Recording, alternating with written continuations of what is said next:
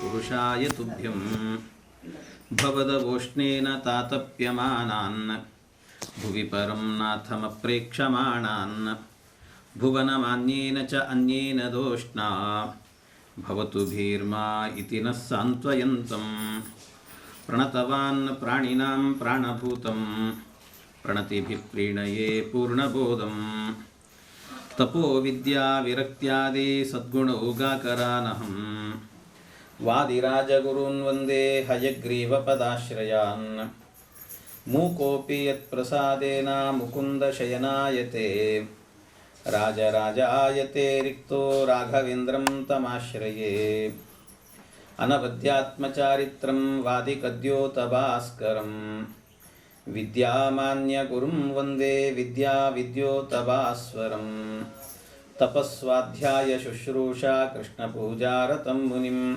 विश्वेशमिष्टदं वन्दे परिव्राट्चक्रवर्तिनं जन्माद्यस्य यतोऽन्वयादितरतश्चार्तेष्वभिघ्नस्वराट् तेने ब्रह्महृदाय आदिकवये मुह्यन्ति यं सूरयः तेजो वारिमृदां यथा विनिमयो यत्र त्रिसर्गो मृषा धाम्ना स्वेन सदा निरस्तकुहकं सत्यं परं धीमहि निगमकल्पतरोर्गलितं फलं शुकमुखादमृतद्रवसंयुतं पिबत भागवतं रसमालयं मुहुरहो रसिका भुवि भावुकाः ಹರಿಕಥಾಮೃತಸಾರ ಕರುಣದಿಂದಾಪನಿತು ಪೇಳುವೆ ಪರಮ ಭಗವದ್ಭಕ್ತರಿದನಾದರದಿ ಕೇಳುವುದು. ಶ್ರೀ ಗುರುಭ್ಯೋ ನಮಃ. ಹರಿ ಓಂ ಹರಿ ಓಂ ಹರಿ ಓಂ. ಪರೀಕ್ಷಿನ್ ಮಹಾರಾಜರು ಪರಮಾತ್ಮ ಸೃಷ್ಟಿ ಮಾಡಿರುವಂಥ ಈ ಬ್ರಹ್ಮಾಂಡದ ವರ್ಣನೆ ಮಾಡಿ ಎಂದಾಗ ಆ ಬ್ರಹ್ಮಾಂಡದ ವರ್ಣನೆ ಮಾಡ್ತಾ ಇದ್ದಾರೆ. ಸಮಗ್ರ ಬ್ರಹ್ಮಾಂಡ ಎನ್ನುವಂತಹದ್ದು 100 ಕೋಟಿ ಯೋಜನದಷ್ಟು ವಿಸ್ತಾರವಾದದ್ದು.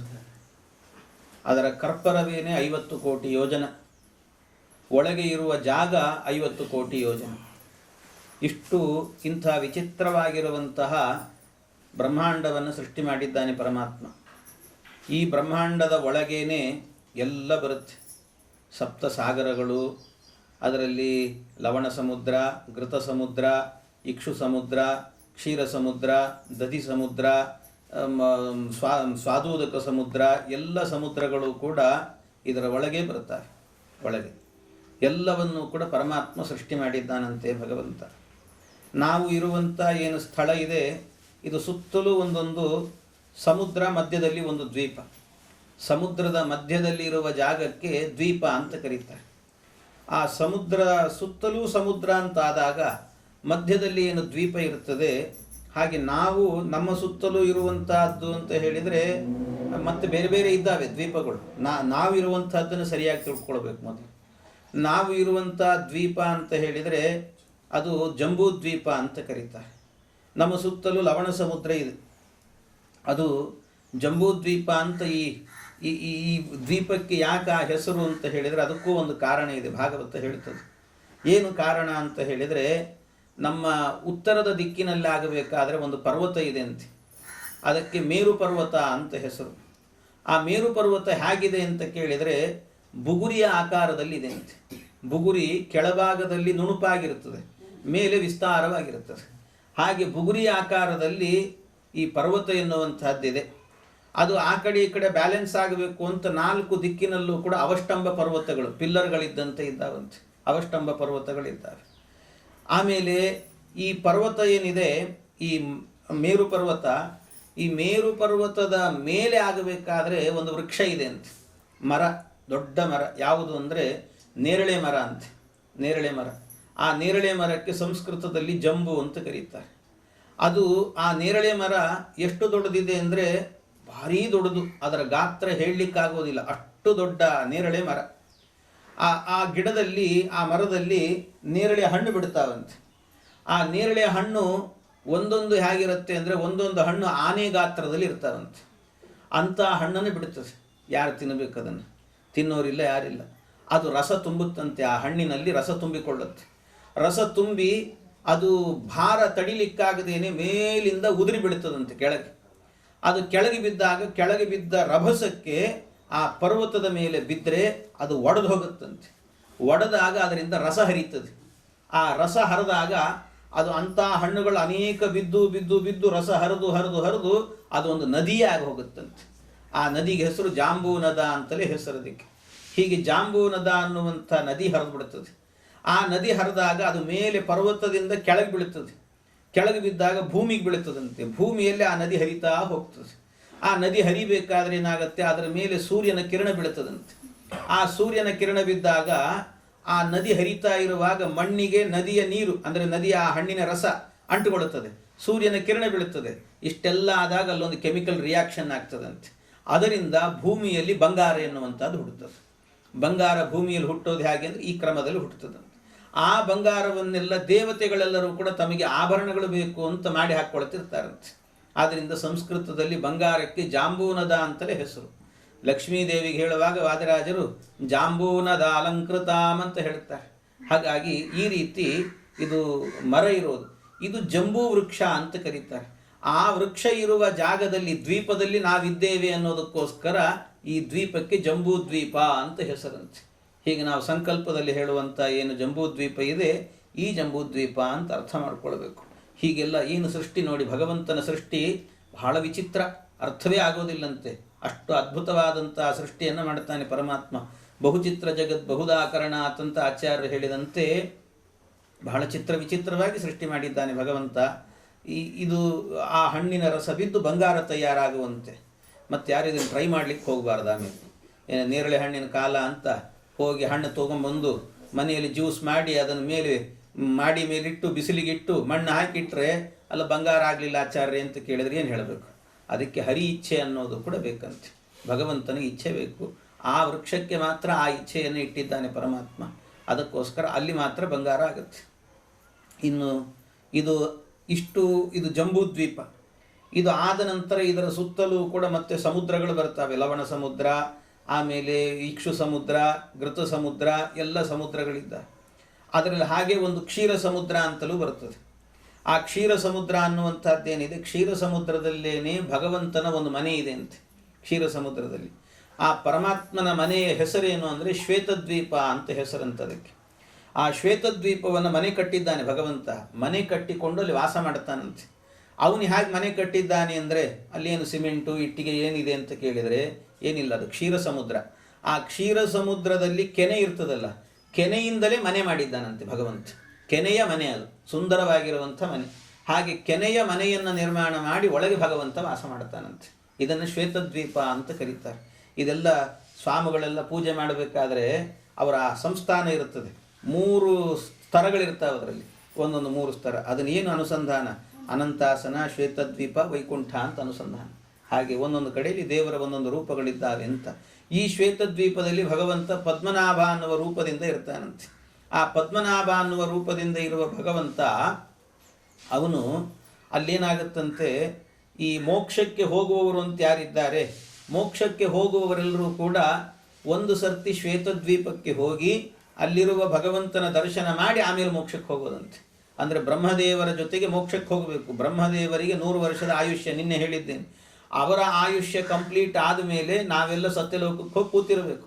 ಆಮೇಲೆ ಪ್ರಳಯ ಆಗುತ್ತೆ. ಪ್ರಳಯ ಆದಮೇಲೆ ಮತ್ತೆ ಸೃಷ್ಟಿ. ಆ ಸೃಷ್ಟಿ ಆದಾಗ ಪುನಃ ಮತ್ತೆ ಶ್ವೇತದ್ವೀಪ ಎನ್ನುವುದು ಹುಟ್ಟುತ್ತೆ. ಆ ಶ್ವೇತದ್ವೀಪದಲ್ಲಿ ಭಗವಂತ ಪದ್ಮನಾಭ ರೂಪದಿಂದ ಇರ್ತಾನೆ. ಆ ಪದ್ಮನಾಭ ರೂಪಿ ಪರಮಾತ್ಮನನ್ನು ಬ್ರಹ್ಮದೇವರು ಎಲ್ಲರನ್ನು ಕರ್ಕೊಂಡು ಹೋಗ್ತಾರಂತೆ. ಬನ್ನಿ ನಿಮಗೆ ದರ್ಶನ ಮಾಡಿಸ್ತೀನಿ ಅಂತ. ಯಾರ್ಯಾರು ದರ್ಶನ ಮಾಡ್ತಾರೋ ಅವರಿಗೆಲ್ಲ ಟಿಕೆಟ್ ಮೋಕ್ಷಕ್ಕೆ ಹೋಗಲಿಕ್ಕೆ ಅಂತ. ಹೀಗೆ ದರ್ಶನ ಮಾಡಿಸಿದವರಿಗೆಲ್ಲ ಮೋಕ್ಷಕ್ಕೆ ಕರ್ಕೊಂಡು ಹೋಗ್ತಾರಂತೆ. ಇದು ಕ್ರಮ ಅಂತ. ಶ್ವೇತದ್ವೀಪಂ ನಿಮಿತ್ತೀಕೃತ್ಯ ರಾಘವೇಂದ್ರ ಸ್ವಾಮಿಗಳು ರಾಯರು ಹೇಳ್ತಾರೆ ಪ್ರಾತಃ ಸಂಕಲ್ಪ ಗದ್ಯದಲ್ಲಿ, ಶ್ವೇತದ್ವೀಪಂ ನಿಮಿತ್ತೀಕೃತ್ಯ ಅಂತ. ಶ್ವೇತದ್ವೀಪದ ದರ್ಶನ ಆದ ಮೇಲೇನೆ ಮೋಕ್ಷ, ಅಲ್ಲಿ ತನಕ ಇಲ್ಲ, ಅಲ್ಲಿ ದೇವರ ದರ್ಶನ ಆಗಬೇಕು. ಹೀಗೆ ಈ ಕ್ರಮದಲ್ಲಿ ಸೃಷ್ಟಿ ಮಾಡಿದ್ದಾನೆ ಭಗವಂತ ಅಂತ ಹೇಳ್ತಾರೆ. ಇನ್ನು 7 ಸಮುದ್ರಗಳು ಇದಲ್ಲದೇನೆ ಇದಕ್ಕೆ 9 ಆವರಣಗಳನ್ನು ಸೃಷ್ಟಿ ಮಾಡಿದ್ದಾರಂತೆ. 9 ಆವರಣಗಳು. ಈ 9 ಆವರಣಗಳಲ್ಲಿ ಮಧ್ವಾಚಾರ್ಯರು ಅಂದರೆ ಮುಖ್ಯ ಪ್ರಾಣದೇವರು ನಿತ್ಯ ಓಡಾಡ್ತಿರ್ತಾರಂತೆ, ನಿತ್ಯ. ಅದು ಹೇಗೆ ಅಂದರೆ ಸನವಾವರಣ ಅಂಡದರ್ಶಿನೋ ಗೃಹಬುದ್ಧ್ಯ ಮಮ ನಿಷ್ಕುತೂಹಲಂ. ಮಧ್ವಾಚಾರ್ಯ ಹೇಗೆ ಓಡಾಡ್ತಾರೆ ಅಂದರೆ ನವಾವರಣಕ್ಕೂ ಕೂಡ ಗೃಹಬುದ್ಧ್ಯ ಮಮ ನಿಷ್ಕುತೂಹಲಂ.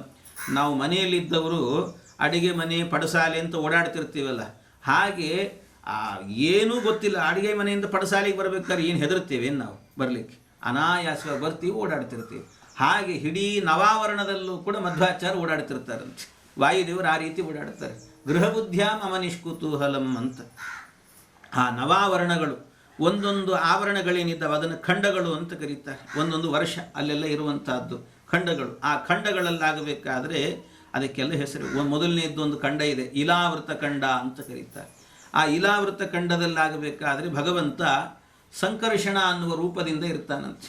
ಆ ಸಂಕರ್ಷಣ ಅನ್ನುವಂಥ ರೂಪದಿಂದ ಇರುವ ಪರಮಾತ್ಮನನ್ನು ಅಲ್ಲಿ ಮಹರುದ್ರ ದೇವರು ಪೂಜೆ ಮಾಡ್ತಿರ್ತಾರಂತೆ, ಸಂಕರ್ಷಣ ರೂಪಿ ಭಗವಂತನನ್ನು. ಇನ್ನೊಂದಿದೆ ಭದ್ರಾಶ್ವ ಖಂಡ ಅಂತ. ಆ ಭದ್ರಾಶ್ವ ಖಂಡದಲ್ಲಾಗಬೇಕಾದ್ರೆ ಅಲ್ಲಿ ಹಯಗ್ರೀವ ರೂಪಿ ಪರಮಾತ್ಮ ಇರ್ತಾನೆ.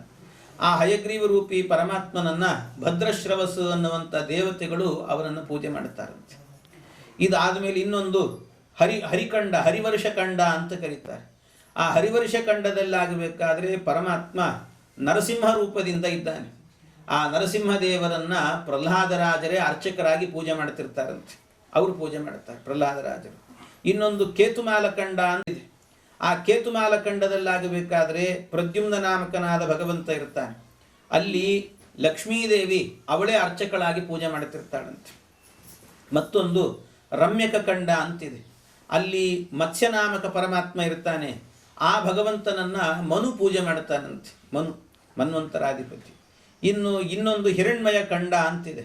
ಆ ಹಿರಣ್ಮಯ ಖಂಡದಲ್ಲಿ ಕೂರ್ಮರೂಪಿಯಾಗಿ ಭಗವಂತ ಇರ್ತಾನೆ. ಆ ಪರಮಾತ್ಮನನ್ನು ಅರ್ಯಮ ಎನ್ನುವಂತಹ ದೇವತೆ ಪೂಜೆ ಮಾಡ್ತಾನಂತೆ. ಇನ್ನೊಂದು ಉತ್ತರ ಕುರುಖಂಡ ಅಂತ ಒಂದು ಖಂಡ ಇದೆ. ಆ ಉತ್ತರ ಕುರುಖಂಡದಲ್ಲಾಗುವಾಗ ವರಾಹ ರೂಪಿ ಪರಮಾತ್ಮ ಇರ್ತಾನೆ, ಅವನನ್ನು ಭೂದೇವಿ ಪೂಜೆ ಮಾಡ್ತಿರ್ತಾಳಂತೆ. ಇನ್ನು ಕಿಂಪುರುಷ ಖಂಡ ಅಂತ ಮತ್ತೊಂದು ಖಂಡ. ಅಲ್ಲಿ ರಾಮದೇವರು ಇರ್ತಾರಂತೆ.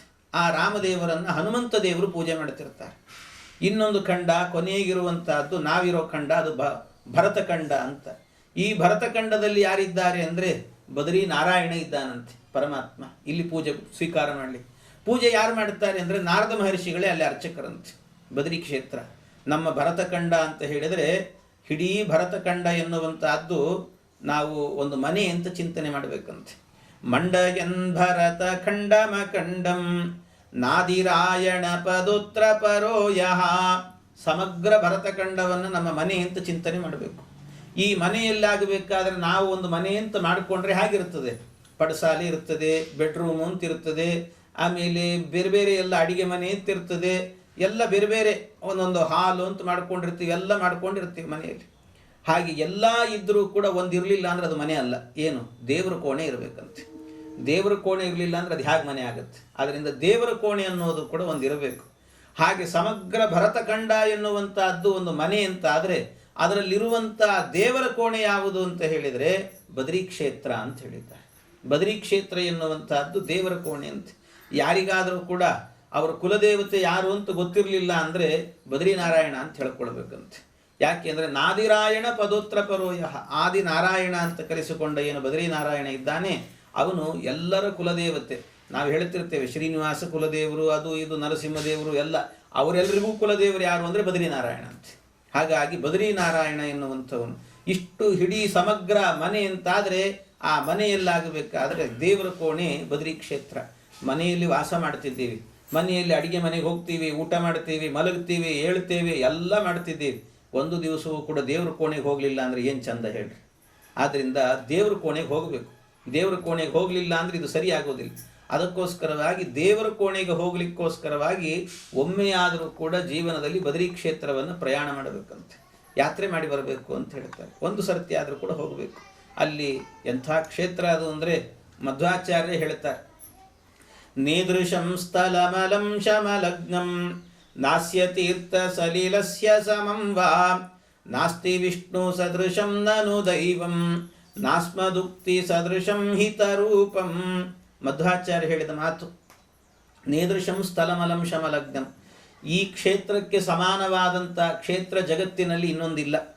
ಅಷ್ಟೇ ಅಲ್ಲ, ಇಲ್ಲಿ ಹರಿಯುವ ಗಂಗೆ ಇದ್ದಾಳಲ್ಲ, ಅವಳಿಗೆ ಸಮಾನವಾದ ತೀರ್ಥ ಮತ್ತೊಂದು ಜಗತ್ತಿನಲ್ಲಿಲ್ಲ.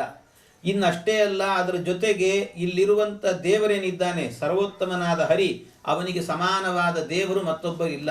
ನಾವು ಹೇಳಿದ ಶಾಸ್ತ್ರಕ್ಕೆ ನಮ್ಮ ಮಾತಿಗೆ ಮತ್ತೊಂದು ಮಾತಿಲ್ಲ ಅಂತ ಹೇಳ್ತಾರೆ ಮಧ್ವಾಚಾರ್ಯ. ಹಾಗಾಗಿ ಅಂಥ ಒಂದು ದಿವ್ಯವಾಗಿರುವಂಥ ಕ್ಷೇತ್ರ ಬದರಿಕಾಶ್ರಮ ಅಂತ ಹೇಳಿದ್ದಾರೆ. ದಿವ್ಯ ಕ್ಷೇತ್ರ ಅದು. ಅದಕ್ಕೆ ಒಮ್ಮೆಯಾದರೂ ಕೂಡ ಭೇಟಿ ಕೊಡಬೇಕಂತ. ಒಮ್ಮೆಯಾದರೂ ನಮ್ಮ ಜೀವನದಲ್ಲಿ ಬದರಿ ಯಾತ್ರೆಯನ್ನು ಮಾಡಿದ್ದೇವೆ ಅಂತ ಹೇಳ್ಕೊಳ್ಳಿಕ್ಕಾದರೂ ಬೇಕು ಒಂದು ಸರ್ತಿ. ಅಂಥ ಕ್ಷೇತ್ರ ಅದು, ದಿವ್ಯವಾದ ಕ್ಷೇತ್ರ.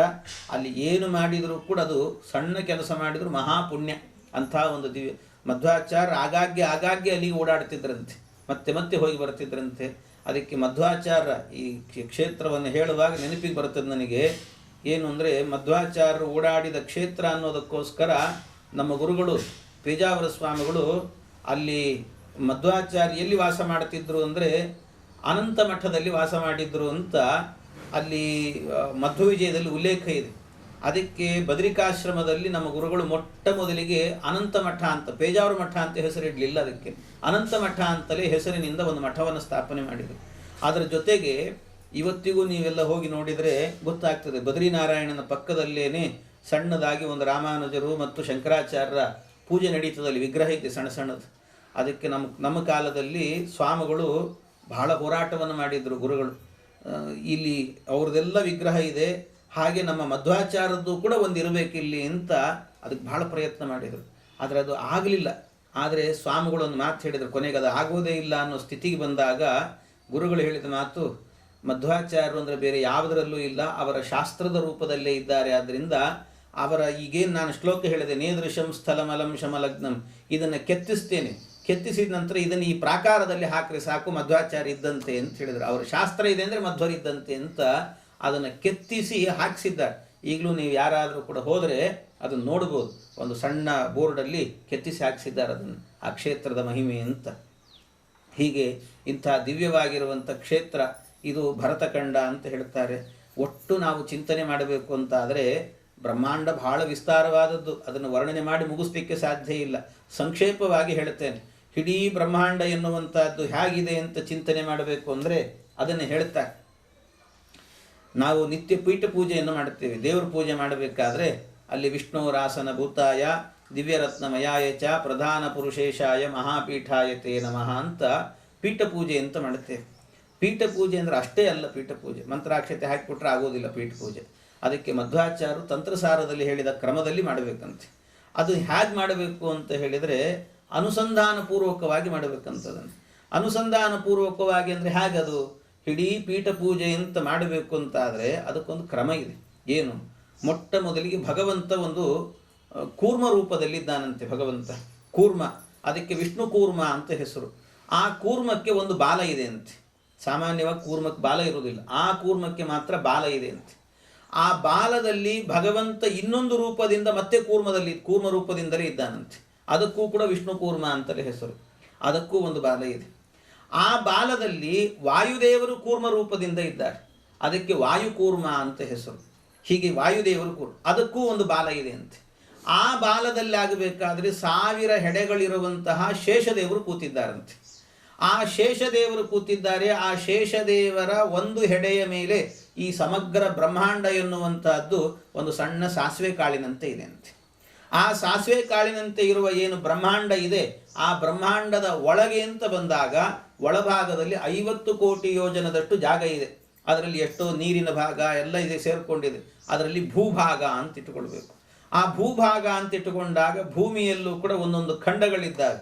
ಅಮೇರಿಕಾ ಖಂಡ, ಆಫ್ರಿಕಾ ಖಂಡ, ಏಷ್ಯಾ ಖಂಡ, ಹಾಗೆ ಹೀಗೆ ಅಂತೆಲ್ಲ ನಾವೆಲ್ಲೂ ಏಷ್ಯಾ ಖಂಡ, ಅದರಲ್ಲೂ ಕೂಡ ಭರತಖಂಡ ಅಂತ ಬರುತ್ತೇವೆ. ಆ ಭರತಖಂಡ ಅಂತ ಬಂದಾಗ ಭರತಖಂಡದಲ್ಲಿ ಆಗಬೇಕಾದ್ರೆ ಮತ್ತೆ ನಾವು ಭಾರತದಲ್ಲಿ ಬರ್ತೇವೆ. ಭಾರತ ವರ್ಷ. ಆ ಭಾರತ ವರ್ಷದಲ್ಲೂ ಕೂಡ ಮತ್ತೆ 2 ಭಾಗ ಮಾಡಬೇಕು. ಉತ್ತರ ಭಾರತ ದಕ್ಷಿಣ ಭಾರತ ಅಂತ ಹೇಳಿಬಿಟ್ಟು ನಾವೆಲ್ಲ ದಕ್ಷಿಣ ಭಾರತಕ್ಕೆ ಅಂತ ಬರ್ತೇವೆ. ಆ ದಕ್ಷಿಣ ಭಾರತದಲ್ಲೂ ಕೂಡ ಮತ್ತೆ ರಾಜ್ಯಗಳ ವಿಭಾಗ ಮಾಡಬೇಕು. ಒಂದು ಕೇರಳ, ತಮಿಳುನಾಡು, ಕರ್ನಾಟಕ, ಆಂಧ್ರ ಎಲ್ಲ ಮಾಡಬೇಕು. ನಾವಿರುವಂಥ ಪ್ರದೇಶ ಅಂತ ಹೇಳಿದರೆ ಕರ್ನಾಟಕ ಅಂತ ಚಿಂತನೆ. ಆ ಕರ್ನಾಟಕದಲ್ಲೂ ಕೂಡ ನಾವು ಎಲ್ಲಿ ಬರ್ತೇವೆ ಅಂದ ಕರ್ನಾಟಕದಲ್ಲಿ ಮತ್ತೆ ವಿಭಾಗಗಳು, ಉತ್ತರ ಕರ್ನಾಟಕ, ದಕ್ಷಿಣ ಕರ್ನಾಟಕ, ನಾವೆಲ್ಲ ಉತ್ತರ ಕರ್ನಾಟಕ ಸಾಮಾನ್ಯವಾಗಿ.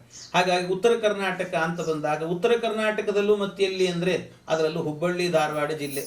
ಆ ಹುಬ್ಬಳ್ಳಿ ಧಾರವಾಡ ಜಿಲ್ಲೆಯಲ್ಲಿ ಹುಬ್ಬಳ್ಳಿ ಅಂತ ಇಟ್ಟುಕೊಳ್ಬೇಕು. ಹುಬ್ಬಳ್ಳಿ ನಗರದಲ್ಲೂ ಕೂಡ ಎಲ್ಲಿದ್ದೇವೆ ಅಂತ ಯೋಚನೆ ಮಾಡಿದಾಗ ಮತ್ತು ಅಲ್ಲೂ ಕೂಡ ವಿಭಾಗ ಮಾಡಬೇಕಂತೆ.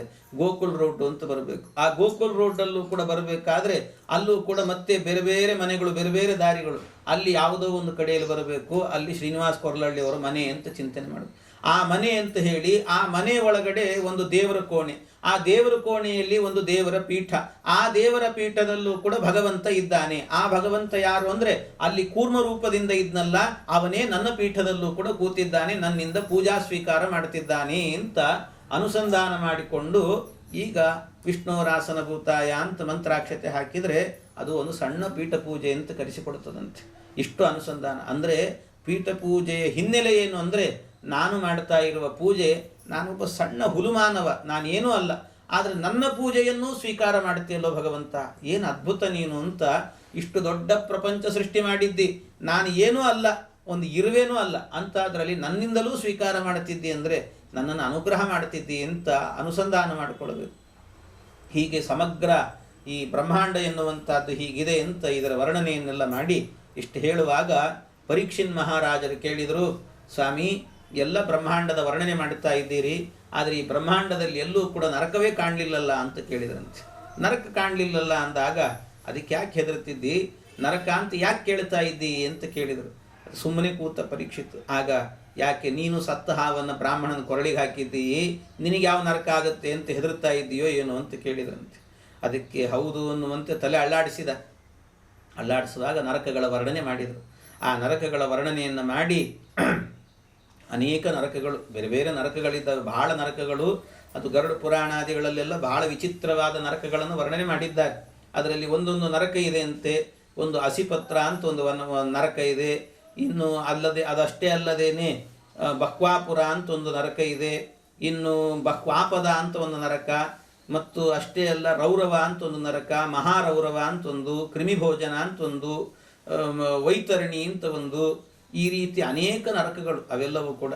ಇದು ಒಂದೊಂದು ನರಕಕ್ಕೂ ಕೂಡ ಯಾರ್ಯಾರು ಹೋಗ್ತಾರೆ ಅಂದರೆ ಒಂದು ಅಸಿಪತ್ರ ಅಂತ ಒಂದು ನರಕ ಇದೆ ಅಂತೆ. ಅಸಿಪತ್ರ ಅಂತ ಹೇಳಿದರೆ ಪತ್ರ ಅಂದರೆ ಎಲೆ, ಹಸಿ ಅಂತ ಒಂದು ವೃಕ್ಷ, ಅಸಿಪತ್ರ ಅಂದರೆ ಒಂದು ದೊಡ್ಡ ಕಾಡಿರ್ತದಂತೆ, ಒಂದು 100 ಯೋಜನದಷ್ಟು ಕಾಡು. ಆ ಕಾಡಿನಲ್ಲಿ ದೊಡ್ಡ ದೊಡ್ಡ ಮರಗಳು, ಆ ಮರದಿಂದ ಎಲೆಗಳು ಉದುರಿ ಬೀಳ್ತಾನೇ ಇರ್ತಾವಂತೆ, ನಿರಂತರ ಬೀಳ್ತಾನೆ ಇರ್ತಾರೆ. ಆಗ ಆ ಬೀಳ್ತಾ ಇರುವಾಗಲೇ ಆ ದಾರಿಯಲ್ಲಿ ಹೋಗಬೇಕಂತೆ ಈ ವ್ಯಕ್ತಿ. ಅದು ಯಾರು ಹರಿಮಂದಿರಕ್ಕೆ ಹೋಗಿರೋದಿಲ್ವೋ ಜೀವನದಲ್ಲಿ ಆಗಬೇಕಾದ್ರೆ ಅವನು ಈ ದಾರಿಯಲ್ಲಿ ಕಳಿಸ್ತಾರಂತೆ. ಜೀವನದಲ್ಲಿ ಒಂದು ದಿವಸ ತೀರ್ಥಕ್ಷೇತ್ರ ಯಾತ್ರೆ, ಇನ್ನು ಹರಿಮಂದಿರಕ್ಕೆ ಹೋಗೋದು, ಮನೆ ಹತ್ತಿರದಲ್ಲಿ ಇದ್ದರೂ ಮಠಗಳಿಗೆ ಹೋಗದೇ ಇರೋದು, ಇಂಥದ್ದು ಯಾರು ಮಾಡಿರ್ತಾರೋ ಅಂಥವರನ್ನು ಈ ನರಕದಲ್ಲಿ ಓಡಿಸ್ತಾರಂತೆ. ಅದು ಏನು ಕಷ್ಟ ಏನಿಲ್ಲ, ಓಡ್ಬೋದಲ್ಲ ಅಂದರೆ ಆ ಎಲೆಗಳೇನಿದ್ದಾವೆ ಬೀಳುತ್ತಿರ್ತಾವೆ, ಆ ಎಲ್ಲ ಎಲೆಗಳು ಕೂಡ ಒಂದೊಂದು ಗರಗಸದಂತೆ ಇರ್ತಾವಂತೆ, ಅದು ಮೈ ಮೇಲೆ ಬೀಳ್ತಾವಂತೆ. ಅಂಥ ಎಲೆಗಳು ಬೀಳ್ತಾ ಇದ್ರೆ ಇವನು ಓಡ್ತಾ ಇರಬೇಕು. ಹೀಗೆ ಈ ಕ್ರಮದಲ್ಲಿ ಕಳಿಸ್ಕೊಡ್ತಾರಂತೆ. ಹೀಗೆಲ್ಲ ಆಗತ್ತೆ. ಇದು ಅಸಿಪತ್ರವನ ಅಂತ ಯಾರು ಹರಿಮಂದಿರಕ್ಕೆ ಹೋಗಲ್ವೋ ಅವ್ರನ್ನ ಹಾಕ್ತಾರಂತೆ. ಇನ್ನೊಂದು ನರಕ ಇದೆ. ಇನ್ನೊಂದು ನರಕ ಆಗಬೇಕಾದ್ರೆ ಅದನ್ನು ಮಹಾರೌರವ ಅಂತ ಕರೀತಾರೆ. ಮಹಾರೌರವ ಅಂತ ಹೇಳಿದರೆ ಅದು ಎಂಥ ನರಕ ಅಂತ ಹೇಳಿದರೆ ಅಲ್ಲಿಗೆ ಯಾರು ಹರಿನಾಮ ಸ್ಮರಣೆ ಮಾಡಿರೋದಿಲ್ವೋ ಅಂಥವ್ರನ್ನ ಹಾಕ್ತಾರಂತೆ. ಅವ್ರನ್ನೇನು ಮಾಡಿರ್ತಾರಂತೆ, ಒಂದು ವೃಕ್ಷ ಇರ್ತದೆ, ಶಾಲ್ಮಲಿ ಅಂತ ಒಂದು ವೃಕ್ಷ. ಆ ಶಾಲ್ಮಲಿ ವೃಕ್ಷಕ್ಕೆ ತಲೆ ಕೆಳಗೆ ಮಾಡಿ ಅವನು ಕಟ್ಟಿ ಹಾಕ್ತಾರಂತೆ. ಆ ವೃಕ್ಷ ಎಂಥದ್ದು ಅಂದರೆ ಈ ಸುಮ್ಮನೆ ಅದರ ಹತ್ತಿರಕ್ಕೆ ಹೋದರೆ ಸಾಕು ಝಳ ಬಡಿತಿರ್ತದಂಥದ್ದು. ಅದು ಒಳ್ಳೆ ಬಿಸಿ ತಾಕ್ತಾನೆ ಇರ್ತದೆ, ಬೆಂಕಿ ಬಿಸಿ ತಾಕಿದಂತೆ ತಾಕ್ತಿರ್ತದೆ. ಅಂಥ ಒಂದು ವೃಕ್ಷದ ಕೆಳಗೆ ಹಾಕಿ ಅವನ ಬೆನ್ನಿಗೆ ಹೊಡಿತಿರ್ತಾರಂತೆ. ಅಂಥ ಒಂದು ನರಕ. ಯಾಕಿಂಥ ನರಕ ಕೊಡ್ತಾರೆ ಅಂದರೆ ಯಾರು ಜೀವನದಲ್ಲಿ ಹರಿನಾಮ ಸ್ಮರಣೆಯನ್ನು ಮಾಡಿರೋದಿಲ್ಲವೋ ಅಂಥವನಿಗೆ ಈ ನರಕ ಅಂತ ಹೇಳ್ತಾರಂತೆ. ಹೀಗೆ ಈ ನರಕದಲ್ಲಿ ಅವನು ಬೀಳುತ್ತಾನೆ ಅಂತ. ಇನ್ನೊಂದು ನರಕ ಇದೆ, ಅದನ್ನು ಕ್ರಿಮಿಭೋಜನ ಅಂತ ಕರೀತಾರೆ. ಕ್ರಿಮಿಭೋಜನ ಅಂತ ಒಂದು ನರಕ. ಕ್ರಿಮಿಭೋಜನ ಅನ್ನೋ ನರಕದಲ್ಲಿ ಯಾರನ್ನು ಹಾಕ್ತಾರೆ ಅಂತ ಕೇಳಿದರೆ ಅಲ್ಲಿ ಯಾರು ಜೀವನದಲ್ಲಾಗಬೇಕಾದ್ರೆ ಒಳ್ಳೆಯ ಪದಾರ್ಥಗಳನ್ನು ಅಂದರೆ ಸಿಹಿಯಾದ ಪದಾರ್ಥ, ಸ್ವಾದುವಾಗಿರುವ ಪದಾರ್ಥವನ್ನು 4 ಜನಕ್ಕೆ ಹಂಚದೇ ತಿಂತಾರೋ, ಅದು ಕೆಲವೊಮ್ಮೆ ಮಾಡ್ತಿರ್ತಾರೆ. ಯಾರಾದರೂ ಮನೆಗೆ ಬರ್ತಿದ್ದಾರೆ, ಸಂಬಂಧಿಕರು ಫೋನ್ ಮಾಡಿ ಬರ್ತಿದ್ದಾರೆ ಅಂದರೆ ಇವರೇನೋ ಮನೇಲಿ ಪದಾರ್ಥ ಮಾಡ್ಕೊಂಡಿರ್ತಾರೆ. ಪಾಪ, ಅಯ್ಯೋ ಅವ್ರು ಬರ್ತಿದ್ದಾರೆ, ಬಂದರೆ ಅವ್ರಿಗೆ ಕೊಡಬೇಕಾಗ್ತಾರೆ, ಡಬ್ಬಿಯಲ್ಲಿ ಮುಚ್ಚಿಟ್ಬಿಡು ಅಂತ ಮುಚ್ಚಿಟ್ಬಿಡ್ತಾರೆ. ಆಮೇಲೆ ಅವ್ರು ಬಂದಾಗ ಇವ್ರಿಗೆ ತಿನ್ನಬೇಕು ಅಂತ ಬೇರೆ ಅನಿಸೋದು, ಅವ್ರನ್ನೆಲ್ಲೋ ಬೆಡ್ರೂಮಲ್ಲಿ ಕೂಡಿಸೋದು, 1 ನಿಮಿಷ ಬಚ್ಚಲ ಮನೆಗೆ ಹೋಗಿ ಬರ್ತೀನಿ ಅನ್ನೋದು, ಆ ಕಡೆ ತಿಂದು ಬರೋದು, ಹೀಗೆಲ್ಲ ಮಾಡ್ತಿರ್ತಾರೆ. ಹೀಗೆಲ್ಲ ಮಾಡೋದಿದೆಯಲ್ಲ ಅಂದರೆ ಗೊತ್ತಿಲ್ಲದೆ ಕದ್ದು ಮುಚ್ಚಿ ತಿನ್ನೋದು, ಅವ್ರಿಗೆ ಹಂಚದೆ ತಿನ್ನೋದು ಮಾಡ್ತಾರಲ್ಲ, ಇವರಿಗೆಲ್ಲ ಆಗಬೇಕಾದ್ರೆ ಕ್ರಿಮಿ ಭೋಜನ ಅನ್ನೋ ನರಕ ಹಾಕ್ತಾರಂತೆ. ಕ್ರಿಮಿ ಭೋಜನ ಅಂದರೆ ಮತ್ತೆ ನಾನೇನದು ವರ್ಣನೆ ಮಾಡಬೇಕು ಅಂತಿಲ್ಲ, ಯಾಕೆಂದ್ರೆ ಅಲ್ಲೂ ಕೂಡ ಬಾಳೆ ಎಲೆ ಹಾಕಿ ಊಟಕ್ಕೆ ಹಾಕ್ತಾರೆ. ಪಾಪ ಎಲ್ಲ ಹೇಳ್ತಾರೆ, ಪಾಪ ಹಾಕಿ, ಆದರೆ ಊಟ ಏನು, ಕ್ರಿಮಿ ಭೋಜನ ಅಷ್ಟೇ, ಅರ್ಥ ಮಾಡ್ಕೊಂಬಿಡ್ರಿ. ಇದನ್ನೇ ಊಟಕ್ಕೆ ಹಾಕ್ತಾರಂತೆ, ಹೀಗೆ ಊಟಕ್ಕೆ ಹಾಕ್ತಾರೆ. ಆದ್ದರಿಂದ ಇದೆಲ್ಲ ನರಕಗಳು ಹೀಗೆಲ್ಲ ಇದೆ ಅಂತ ಅನೇಕ ನರಕಗಳ ವರ್ಣನೆ ಮಾಡಿದರು. ಇದನ್ನೆಲ್ಲ ಕೇಳುವಾಗ ತಲೆ ತಗ್ಗಿಸಿ ಕೂತ ಪರೀಕ್ಷಿತ್. ಯಾಕೆ ನಿನಗೆ ಯಾವ ನರಕ ಆಗ್ತದಂತ ಹೆದರಿಕೆ ಇದೆಯೇನು ನಿನಗೆ ಅಂದರು. ಹೌದು ಅಂತ ತಲೆ ಅಲ್ಲಾಡಿಸಿದರೆ ಆಗ ಪುನಃ ಶುಕಾಚಾರ್ಯ ಹೇಳ್ತಾರೆ, ನೋಡು, ರೋಗ ಬಂದವನ್ನೆಲ್ಲ ಸಾಯಲೇಬೇಕು ಅಂತ ನಿಯಮ ಇಲ್ಲ, ಅದಕ್ಕೆ ಔಷಧ ಅಂತಿರ್ತದೆ. ಹಾಗೆ ತಪ್ಪು ಮಾಡಿದವನೆಲ್ಲರೂ ಕೂಡ ನರಕಕ್ಕೆ ಹೋಗಲೇಬೇಕು ಅಂತ ನಿಯಮ ಇಲ್ಲ, ಅದಕ್ಕೆ ಪ್ರಾಯಶ್ಚಿತ್ತವೂ ಕೂಡ ಇರುತ್ತೆ. ಏನದು ಪ್ರಾಯಶ್ಚಿತ್ತ ಅಂತ ಹೇಳಿದರೆ, ಹರಿನಾಮ ಸ್ಮರಣೆಯೇನೇ ಪ್ರಾಯಶ್ಚಿತ್ತ ಅಂತ ಹೇಳಿದರು. ಹರಿನಾಮ ಚಿಂತನೆ ಅದನ್ನು ಮಾಡಿದ್ದೀವಿ ಅಂತಾದರೆ ಎಲ್ಲ ಪರಿಹಾರ ಅಂತ. ಅದಕ್ಕೆ ನಿದರ್ಶನ ಎನ್ನುವಂತೆ ಅಜಾಮಿಳನ ಉಪಾಖ್ಯಾನವನ್ನು ಹೇಳಿದ್ದಾರೆ. ಅಜಾಮಿಳ ಜೀವನದ ಉದ್ದಕ್ಕೂ ಕೂಡ ಅವನು ಒಳ್ಳೆ ಬ್ರಾಹ್ಮಣ, ಆದರೆ ಒಬ್ಬ ವೇಶ್ಯೆಯನ್ನು ಕಟ್ಟಿಕೊಂಡು ಅನೇಕ ಜನ ಮಕ್ಕಳನ್ನು ಪಡೆದಿದ್ದಾನೆ. ಅಜಾಮಿಳನಿಗೆ ಅಂತ್ಯಕಾಲ ಬಂತು. ಅಂತ್ಯಕಾಲದಲ್ಲಾಗಬೇಕಾದರೆ ಯಮದೂತರು ಬಂದು ಅವನ ಪ್ರಾಣವನ್ನು ಎಳಿಬೇಕು ಅಂತ ನಿಂತಾಗ, ಆಗ ಕೊನೆಯ ಮಗನ ಹೆಸರು ನಾರಾಯಣ ಅಂತ ಇಟ್ಟಿದ್ದ.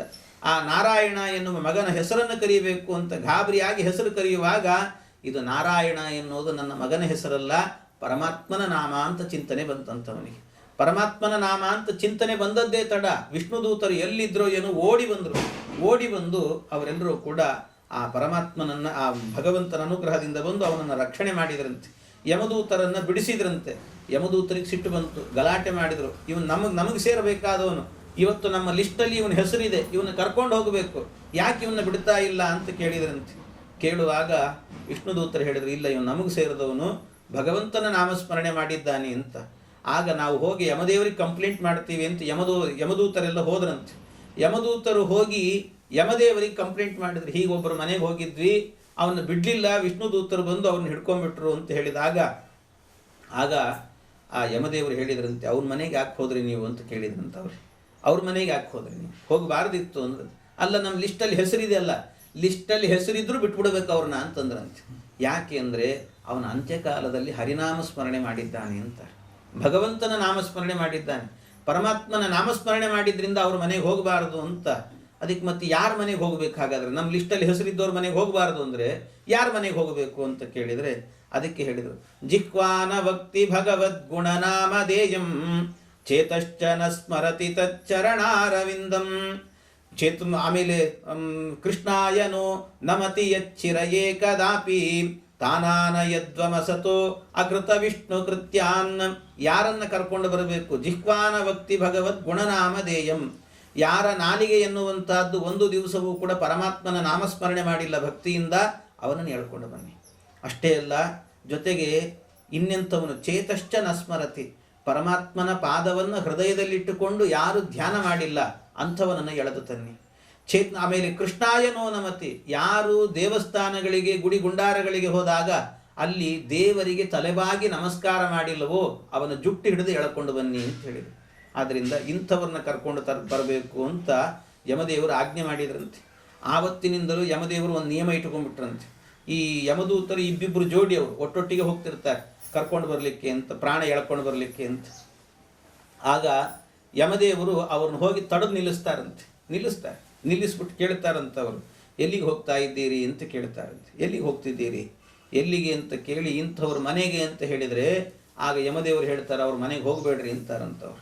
ಮತ್ತೆಲ್ಲಿ ಹೋಗ್ಬೇಕು? ಅವ್ರ ಪಕ್ಕದ ಮನೆಗೆ ಹೋಗ್ರಿ ಅಂತಾರಂತೆ. ಪಕ್ಕದ ಮನೆಗೆ ಹೋಗ್ರಿ, ಆ ಪಕ್ಕದ ಮನೆಯಲ್ಲಿ ಬಾಗಿಲು ಬಡಿದು ಕೇಳ್ರಿ, ಹೊರಗೆ ಬಂದಾಗ ಕೇಳ್ರಿ ಅವ್ರನ್ನ, ಏನು ನಿಮ್ಮ ಪಕ್ಕದ ಮನೆಯಲ್ಲಿ ಇದ್ದಾರಲ್ಲ ಅವರು ಅವರ ಜೀವನದಲ್ಲಿ ಒಂದು ದಿವಸವಾದರೂ ಕೂಡ ಶ್ರದ್ಧೆಯಿಂದ ಭಾಗವತ ಕೇಳಿದ್ದಾರೋ ಇಲ್ಲೋ ಅಂತ ಕೇಳ್ರಿ. ಅವರೇನಾದರೂ ಭಾಗವತವನ್ನು ಕೇಳಿದ್ದಾರೆ ಅಂದರೆ ಅವ್ರ ಮನೆ ಕಡೆಗೆ ಹಾಯ್ಲಿಕ್ಕೆ ಹೋಗ್ಬೇಡ್ರಿ, ವಾಪಸ್ ಬಂದ್ಬಿಡ್ರಿ ಅಂತಾರಂತೆ ಯಮದೇವರು. ಅಂತಹದ್ದು ಶ್ರೀಮದ್ ಭಾಗವತ. ಆದ್ದರಿಂದ ಈ ರೀತಿ ಯಮದೇವರೇ ಆಜ್ಞೆ ಮಾಡಿದ್ದಾರೆ ಅಂತ ಆ ಅಜಾಮಿಳನನ್ನು ರಕ್ಷಣೆ ಮಾಡಿದ್ರಂತೆ.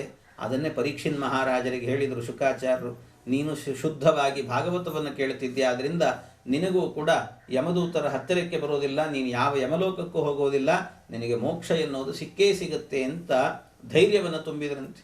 ಹೀಗೆ ಇದನ್ನೆಲ್ಲ ಕೇಳಿದ ನಂತರ ಆಮೇಲೆ ಮುಂದೆ ಇದ್ದಕ್ಕಿದ್ದಾಗೆ ಚರಿತ್ರೆಯನ್ನು ಬೇರೆ ಶುರು ಮಾಡಿದ್ರಂತೆ. ಏನಾಯಿತು ಅಂತ ಹೇಳಿದರೆ, ಒಮ್ಮೆ ಬೃಹಸ್ಪತ್ಯಾಚಾರ್ಯರು ಸ್ವರ್ಗಕ್ಕೆ ಹೋಗಿದ್ದರು. ಆ ಸ್ವರ್ಗಕ್ಕೆ ಹೋದಾಗ ಅವಮಾನ ಆಯಿತಂತವರಿಗೆ ಸ್ವರ್ಗದಲ್ಲಿ. ಯಾಕೆ ಅವಮಾನ ಆಯಿತು ಅಂದರೆ, ಇಂದ್ರದೇವರು ಅವಮಾನ ಮಾಡಿದರು. ಈ ಬೃಹಸ್ಪತ್ಯಾಚಾರ್ಯರು ಅಂದರೆ ಪುರೋಹಿತರು, ಇಂದ್ರದೇವರು ಯಜಮಾನರು. ಅದಕ್ಕೆ ಪುರೋಹಿತರು ಬಂದಾಗ ಎದ್ದು ನಿಂತು ಗೌರವ ಕೊಡಬೇಕಿತ್ತು, ಬ್ರಾಹ್ಮಣರು ಬಂದರು ಅಂತ. ಆದರೆ ಇಂದ್ರ ಏನು ಮಾಡಿದ, ಇವರೇನು ಬ್ರಾಹ್ಮಣರು, ನಾವು ದಕ್ಷಿಣೆ ಕೊಟ್ಟರೆ ಇವರು ಬದುಕು, ಇಲ್ಲ ಅಂದರೆ ಇಲ್ಲ, ನಾವು ಕೊಡುವವರು ಅವ್ರು ಬದುಕುವವರು ಅಂತ ಹೀಗೆ ಯೋಚನೆ ಮಾಡಿ ಸಿಂಹಾಸನದಲ್ಲಿ ಕೂತುಕೊಂಡಂತೆ. ಸಿಂಹಾಸನದಲ್ಲಿ ಕೂತಾಗ ಆಗ ಸಿಟ್ಟು ಬಂತು. ಸಿಟ್ಟಿನಿಂದ ಬೃಹಸ್ಪತ್ಯಾಚಾರ್ಯ ಶಾಪ ಹಾಕಿ ಹೋಗಿಬಿಟ್ರಂತೆ. ಆಗ ಬೃಹಸ್ಪತ್ಯಾಚಾರ್ಯ ಹೋದರೆ ಅವರು ಗುರುಗಳೇ ಇಲ್ಲ ಅಂದರೆ ಗುರುಬಲ ತಪ್ಪಿತು ಅವರಿಗೆ. ಗುರುಬಲ ತಪ್ಪಿತು ಅಂದರೆ ಮುಗದೇ ಹೋಯ್ತು ಕತೆ. ಆದ್ದರಿಂದ ಗುರುಬಲ ಇಲ್ಲದೆ ಇರುವಂಥ ಕಾಲದಲ್ಲಾಗಬೇಕಾದರೆ ಅವರಿಗೆ ಏನಾಯ್ತಂತೆ, ದೇವತೆಗಳ ಮೇಲೆ ದೈತ್ಯರೆಲ್ಲರೂ ಕೂಡ ಆಕ್ರಮಣ ಮಾಡಲಿಕ್ಕೆ ಶುರು ಮಾಡಿದರು. ದೈತ್ಯರೆಲ್ಲ ಆಕ್ರಮಣ ಮಾಡಬೇಕಾದ್ರೆ ಆ ಸಂದರ್ಭದಲ್ಲಿ ಬಹಳ ದುಃಖಕ್ಕೊಳಗಾದ್ರಂತೆ. ನಮಗೆ ಪುರೋಹಿತರು ಬೇಕು, ಯಾರಾದರೂ ಯಜ್ಞಯಾಗಗಳನ್ನು ಮಾಡಲಿಕ್ಕೆ ಬೇಕು ಅಂತೆಲ್ಲ ಹುಡುಕಿದರು, ಯಾರೂ ಸಿಗಲಿಲ್ಲ. ಸಿಗದೇ ಇದ್ದಾಗ ಬ್ರಹ್ಮದೇವರನ್ನು ಕೇಳಿದ್ರಂತೆ. ಬ್ರಹ್ಮದೇವರು ಹೇಳಿದರು, ಬೃಹಸ್ಪತ್ಯಾಚಾರ್ಯ ಸಿಗೋದಿಲ್ಲ ನೀವು ಸ್ವಲ್ಪ ದಿವಸ, ಅದಕ್ಕೆ ಹೋಮ ಮಾಡಲಿಕ್ಕೆ ಅಂತ ನಿಮಗೆ ದೇವತೆಗಳು ಬೇಕು ಅಂದ್ರೆಲ್ಲ ಒಬ್ಬ ಪುರೋಹಿತರನ್ನು ವ್ಯವಸ್ಥೆ ಮಾಡುತ್ತೀನಿ. ವಿಶ್ವರೂಪಾಚಾರ್ಯರು ಅಂತ ಅವ್ರ ಹೆಸರು. ಅವರು ತ್ವಷ್ಟೃ ಪ್ರಜಾಪತಿಗಳ ಮಕ್ಕಳು. ಆ ವಿಶ್ವರೂಪಾಚಾರ್ಯನ ಕರ್ಕೊಂಡು ಹೋಗ್ರಿ, ಅವರಿಂದ ಪೌರೋಹಿತ್ಯ ಮಾಡಿಸಿರಿ. 3 ತಲೆ ಇತ್ತಂತ ಅವರಿಗೆ. ಆದರೆ ಒಳ್ಳೆ ಸಿದ್ಧಿ ಅವರಿಗೆ, ನಾರಾಯಣ ವರ್ಮದ ಸಿದ್ಧಿ ಅವರಿಗೆ. ನಾರಾಯಣ ವರ್ಮ ಅಂತ ಒಂದು ಸ್ತೋತ್ರ. ನಾರಾಯಣ ಅಂದರೆ ಭಗವಂತ, ಅವನ ನಾಮಗಳು, ವರ್ಮ ಅಂದರೆ ಕವಚ ಅಂತ ಅರ್ಥ. ಅಂಥ ನಾರಾಯಣ ವರ್ಮ ಬಹಳ ಸಿದ್ಧಿ ಇತ್ತು, ಅದಕ್ಕೋಸ್ಕರ ಅವನು ಕರ್ಕೊಂಡು ಬಂದಿದ್ರಂತೆ.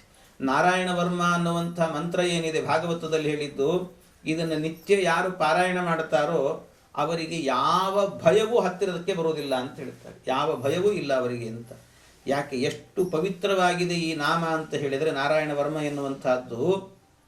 ಅದನ್ನು ಹೇಳ್ತಾರೆ, ಹಿಂದೆ ಇಂದ್ರದೇವರಿಗೂ ಕೂಡ ಇದರ ಉಪದೇಶ ಇರಲಿಲ್ಲಂತೆ.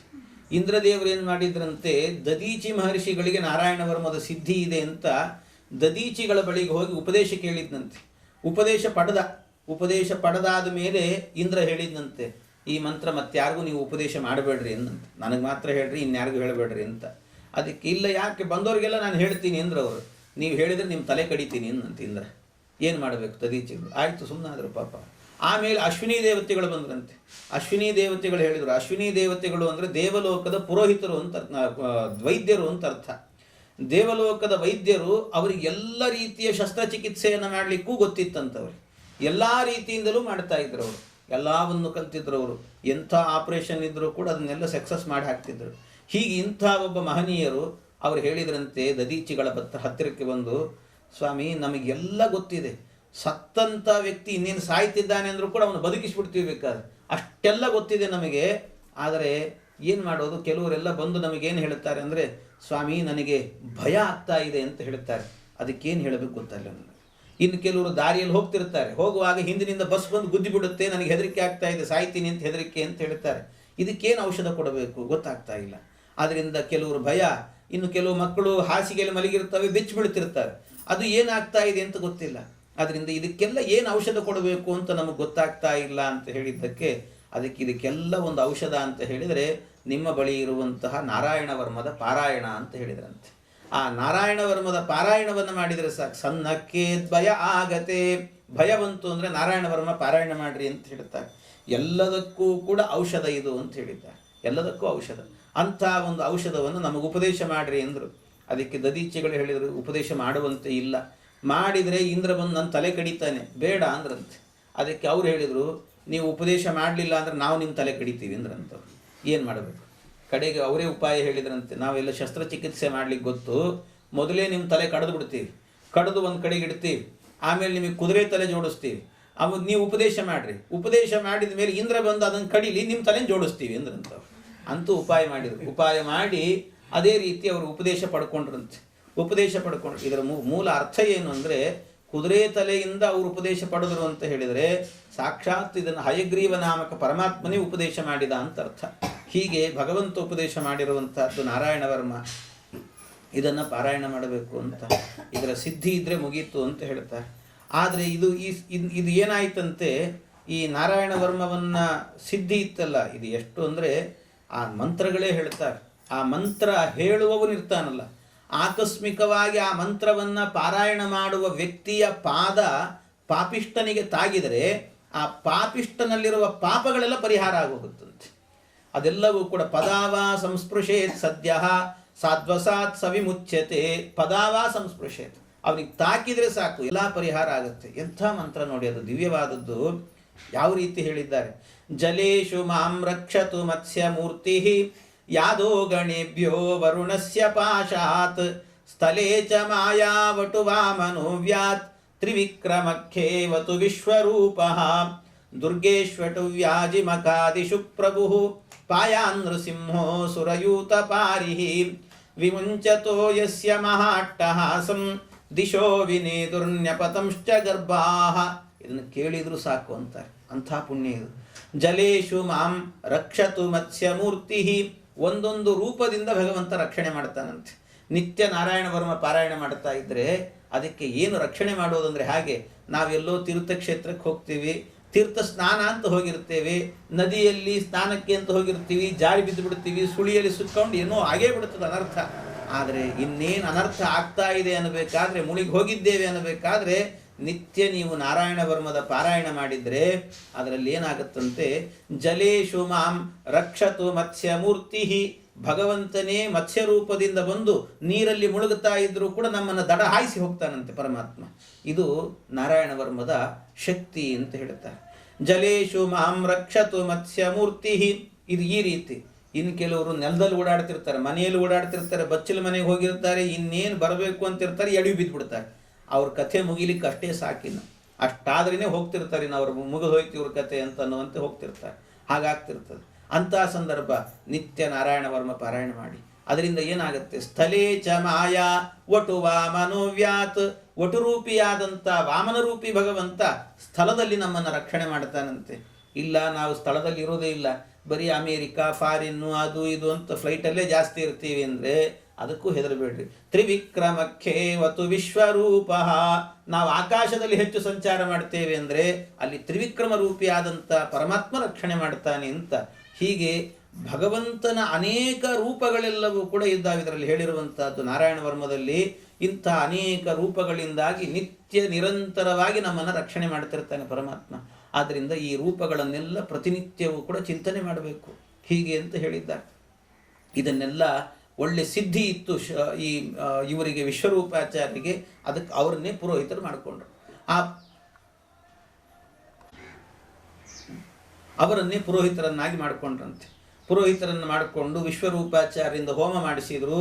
ಅವರನ್ನು ಹೋಮ ಮಾಡಿಸ್ಬೇಕಾದ್ರೆ ಆಗ ಅವರು ನಿತ್ಯ ಹೋಮ ಮಾಡ್ತಿದ್ರು.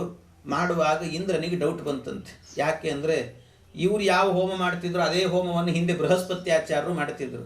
ಆದರೆ ಬೃಹಸ್ಪತ್ಯಾಚಾರ್ಯರು ಹೋಮ ಮಾಡಿದಾಗ 5 ಲೀಟ್ರ್ ತುಪ್ಪ ಖರ್ಚಾಗ್ತಿತ್ತು.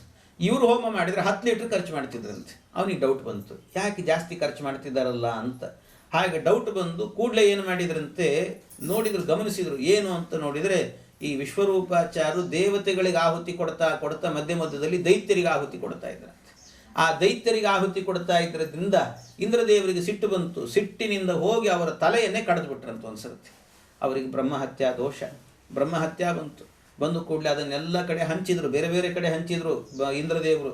ಕಡೆಗೆ ಅದು ಪಾತ್ರೆಯಲ್ಲಿ ಜಿಡ್ಡಿದ್ದಂತೆ, ಒಂದು ಪಾತ್ರೆಯಲ್ಲಿ ಎಣ್ಣೆ ಇರ್ತದೆ, ಆ ಎಣ್ಣೆ ಇದ್ದದ್ದನ್ನು ಬೇರೆ ಬೇರೆ ಪಾತ್ರೆಗಳಿಗೆ ಹಂಚುತ್ತೇವೆ, ಆದರೂ ಆ ಪಾತ್ರೆಯಲ್ಲಿ ಜಿಡ್ಡಿರ್ತದಲ್ಲ, ಹಾಗೆ ಜಿಡ್ಡಿನಂತೆ ಇನ್ನೂ ಇತ್ತಂತೆ. ಅದಕ್ಕೇನು ಮಾಡಿದರು, ಆಗಲೇ ಅಭಿಮಂತ್ರಣೆ ಮಾಡಿಕೊಂಡ್ರಂತೆ. ಅವರು ಹೇಳಿದಂಥ ಮಂತ್ರ ಆಗ ಆಪೋ ಹಿಷ್ಟಾಮಯೋ ಭುವಃ ಸ್ಥಾನ ಊರ್ಜೇ ದದಾತನ ಮಹೇರಣಾಯ ಚಕ್ಷಸೆ. ಇದನ್ನೆಲ್ಲ ಈ ಮಂತ್ರಗಳನ್ನು ಹೇಳಿಕೊಂಡು ಪ್ರೋಕ್ಷಣೆ ಮಾಡಿಕೊಂಡ್ರೆ ಬ್ರಹ್ಮಹತ್ಯಾದಿ ದೋಷಗಳೆಲ್ಲವೂ ಕೂಡ ಪರಿಹಾರ ಆಗುತ್ತಂತೆ. ಇನ್ನು ಒಳಗಿರುವಂಥ ದೋಷ ಹೋಗಬೇಕಲ್ಲ, ಅದಕ್ಕೇನು ಮಾಡಬೇಕು, ಕೈಯಲ್ಲಿ ನೀರು ಹಿಡ್ಕೊಳ್ಬೇಕಂತೆ, ಅಭಿಮಂತ್ರಣೆ ಮಾಡಬೇಕಂತೆ. ಸೂರ್ಯಶ್ಚ ಮಾಮನ್ಯುಶ್ಚ ಮನ್ಯುಪತಯಶ್ಚ ಮನ್ಯುಕೃತೇಭ್ಯ ಪಾಪೇಭ್ಯೋ ರಕ್ಷಂತಾಂ, ಎಲ್ಲ ನನ್ನ ಪಾಪಗಳಿಂದ ನನ್ನನ್ನು ರಕ್ಷಣೆ ಮಾಡಿ ಅಂತ ಹೇಳಿಕೊಂಡು ಸಂಧ್ಯಾವಂದನೆಗೆ ಹೇಳುವ ಮಂತ್ರಗಳಿವೆಲ್ಲ, ಅದನ್ನು ಪಾನ ಮಾಡಬೇಕು ಅಂತ ಹೇಳಿದ್ದಾರೆ. ಹೀಗೆ ಇದನ್ನೆಲ್ಲ ಮಾಡಬೇಕು. ಇದನ್ನೆಲ್ಲ ಇಂದ್ರದೇವರು ಮಾಡಿದರು. ಎಲ್ಲ ಪಾಪ ಪರಿಹಾರ ಆಯಿತು. ಆಮೇಲೆ ಇವರು ವಿಶ್ವರೂಪಾಚಾರ್ಯನ ಕೊಂದದ್ರಿಂದ ವಿಶ್ವರೂಪಾಚಾರ್ಯರ ತಂದೆ ತ್ವಷ್ಟೃ ಪ್ರಜಾಪತಿಗಳು, ಅವ್ರಿಗೆ ಸಿಟ್ಟು ಬಂತು. ಎಲ್ಲ ಇಂದ್ರ ಏನು ನನ್ನ ಮಗನನ್ನು ಕೊಂದಿದ್ದಾನೆ, ಅದರಿಂದ ಇಂದ್ರನನ್ನು ಕೊಲ್ಲಬೇಕು ಅಂತ, ಇಂದ್ರನನ್ನು ಕೊಲ್ಲುವಂಥ ಒಬ್ಬ ಮಗ ಹುಟ್ಟಬೇಕು ಅಂತ ಹೋಮ ಮಾಡಿದ್ನಂತವನು. ಅದಕ್ಕೆ ಇಂದ್ರನನ್ನು ಕೊಲ್ಲುವಂಥ ಮಗ ಬೇಕು ಅಂತ ಹೋಮ ಮಾಡಿದರೆ ಹೋಮದಲ್ಲಿ ಮಂತ್ರ ಹೇಳುವಾಗ ಸ್ವಲ್ಪ ಸ್ವರ ವ್ಯತ್ಯಾಸ ಆಯ್ತಂತೆ. ಸ್ವರ ವ್ಯತ್ಯಾಸ ಆದ ಕೂಡಲೇ ಅಂದರೆ ಶಬ್ದ ಒಂದಿರ್ತದೆ, ಸ್ವರ ಒಂದಿರ್ತದಂತೆ. ಯಾವಾಗಲೂ ಹಾಗೆ, ಧ್ವನಿ ಬೇರೆ ಶಬ್ದ ಬೇರೆ. ಶಬ್ದಕ್ಕೆ ಅರ್ಥ ಒಂದಿರುತ್ತದೆ, ಆದರೆ ಆ ಶಬ್ದವನ್ನು ಆಡಿದಾಗಲೂ ಕೂಡ ಆ ಧ್ವನಿ ಏನಿರುತ್ತದೆ ಅದರ ಅರ್ಥ ತಗೊಳ್ಬೇಕು. ಕೆಲವೊಮ್ಮೆ ನಾವು ಶಬ್ದದ ಅರ್ಥವನ್ನೇ ತೊಗೊಂಡ್ಬಿಟ್ರೆ ಅನರ್ಥ ಆಗಿ ಹೋಗ್ತದೆ. ಮನೆಯಲ್ಲಿ ಮಕ್ಕಳಿರ್ತಾರೆ, 10th ಓದ್ತಿರ್ತಾರೆ, ಪಾಪ ಓದೋರು ಮಾರ್ಕ್ ಶೀಟನ್ನು ತೊಗೊಂಬರ್ತಾನೆ, ಏನೋ ಪ್ರಿಪರೇಟರಿ ಎಕ್ಸಾಮ್ ಏನೋ ಆಗಿದೆ, ತಂದೆಗೆ ತೋರಿಸು, ಭಾಳ ಕಮ್ಮಿ ಮಾರ್ಕ್ಸ್ ತೊಗೊಂಡಿದ್ರೆ ಏನು ಮಾಡ್ತಾನೆ ತಂದೆ, ಅದನ್ನು ನೋಡಿ ಸಿಗ್ನೇಚರ್ ಮಾಡಬೇಕಲ್ಲ, ಸಿಟ್ಟು ಬರ್ತದೆ. ಸಿಟ್ಟಿನಿಂದ ಏನು ಓದ್ತಿದ್ದೀಯೋ ಏನು ಕತ್ತೇನೋ, ಸುಮ್ಮನೆ ಇಷ್ಟು ಫೀಸ್ ಕಟ್ಟಿದ್ದೀನಿ ಮಾಡಿದ್ದೀನಿ, ಏನೂ ಪ್ರಯೋಜನ ಇಲ್ಲ, ಎಲ್ಲಾದರೂ ಹಾಳು ಬಾವಿಗೆ ಬಿದ್ದು ಸಾಯಿ ಹೋಗು ಅಂತ ಹೇಳ್ತಾನೆ ತಂದೆ. ಅಂದರೆ ಏನರ್ಥ, ಮಗು ಹೋಗಿ ಬಿದ್ದುಬಿಡ್ತಾನೆ ಏನಲ್ಲಿ. ಶಬ್ದಕ್ಕದೇ ಅರ್ಥ, ಹಾಳು ಬಾವಿಗೆ ಬೀಳು ನೀನು ಅಂದರೆ ಶಬ್ದಕ್ಕದೇ ಅರ್ಥ, ಆದರೆ ಆ ಶಬ್ದದ ಅರ್ಥ ತಗೊಳ್ಬಾರ್ದಲ್ಲಿ. ಮತ್ತೇನು ಮಾಡಬೇಕು, ಆ ವಾಕ್ಯದ ಸ್ಪಿರಿಟ್, ಅದರ ಧ್ವನಿಯನ್ನು ತಗೊಳ್ಬೇಕು. ಅಂದರೆ ನಮ್ಮ ಅಪ್ಪನಿಗೆ ನನ್ನ ಮೇಲೆ ಸಿಟ್ಟು ಬಂದಿದೆ, ಇನ್ನು ಮುಂದಾದರೂ ನಾನು ಬದಲಾಗಬೇಕು, ಚೆನ್ನಾಗಿ ಓದಬೇಕು ಅನ್ನೋದನ್ನು ಅರ್ಥ ಮಾಡಿಕೊಳ್ಬೇಕಂತ ಆ ಧ್ವನಿ ತಗೊಳ್ಬೇಕು. ಹಾಗೆ ಶಬ್ದಕ್ಕೆ ಒಂದರ್ಥ, ಧ್ವನಿಗೆ ಇನ್ನೊಂದು ಅರ್ಥ ಅಂತಿರ್ತದೆ, ಆ ಸ್ವರಗಳಿಗೆ ವ್ಯತ್ಯಾಸ ಇರ್ತದೆ.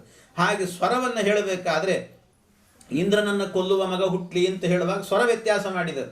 ಆ ಸ್ವರ ವ್ಯತ್ಯಾಸ ಮಾಡಿದ್ರಿಂದ ಅರ್ಥ ಏನಾಗಿ ಬಿಡುತ್ತಂತೆ, ಇಂದ್ರನಿಂದ ಕೊಲ್ಲಲ್ಪಡುವ ಮಗ ಹುಟ್ಲಿ ಅನ್ನುವ ಅರ್ಥ ಬಂದ್ಬಿಡುತ್ತಂತೆ. ಅದಕ್ಕೆ ಅವನು ಹೋಮ ಮಾಡಿದಾಗ ಒಬ್ಬ ಅಸುರ ಹುಟ್ಟಿದ, ಅವನಿಗೆ ವೃತ್ರಾಸುರ ಅಂತ ಹೆಸರು.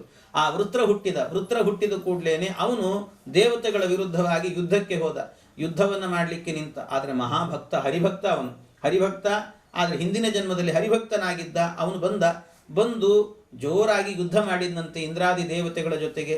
ಆಗ ಇವ್ರನ್ನೇನು ಮಾಡಿದರೂ ಕೂಡ ಇವನ್ನ ಸೋಲಿಸ್ಲಿಕ್ಕಾಗಲಿಲ್ಲ.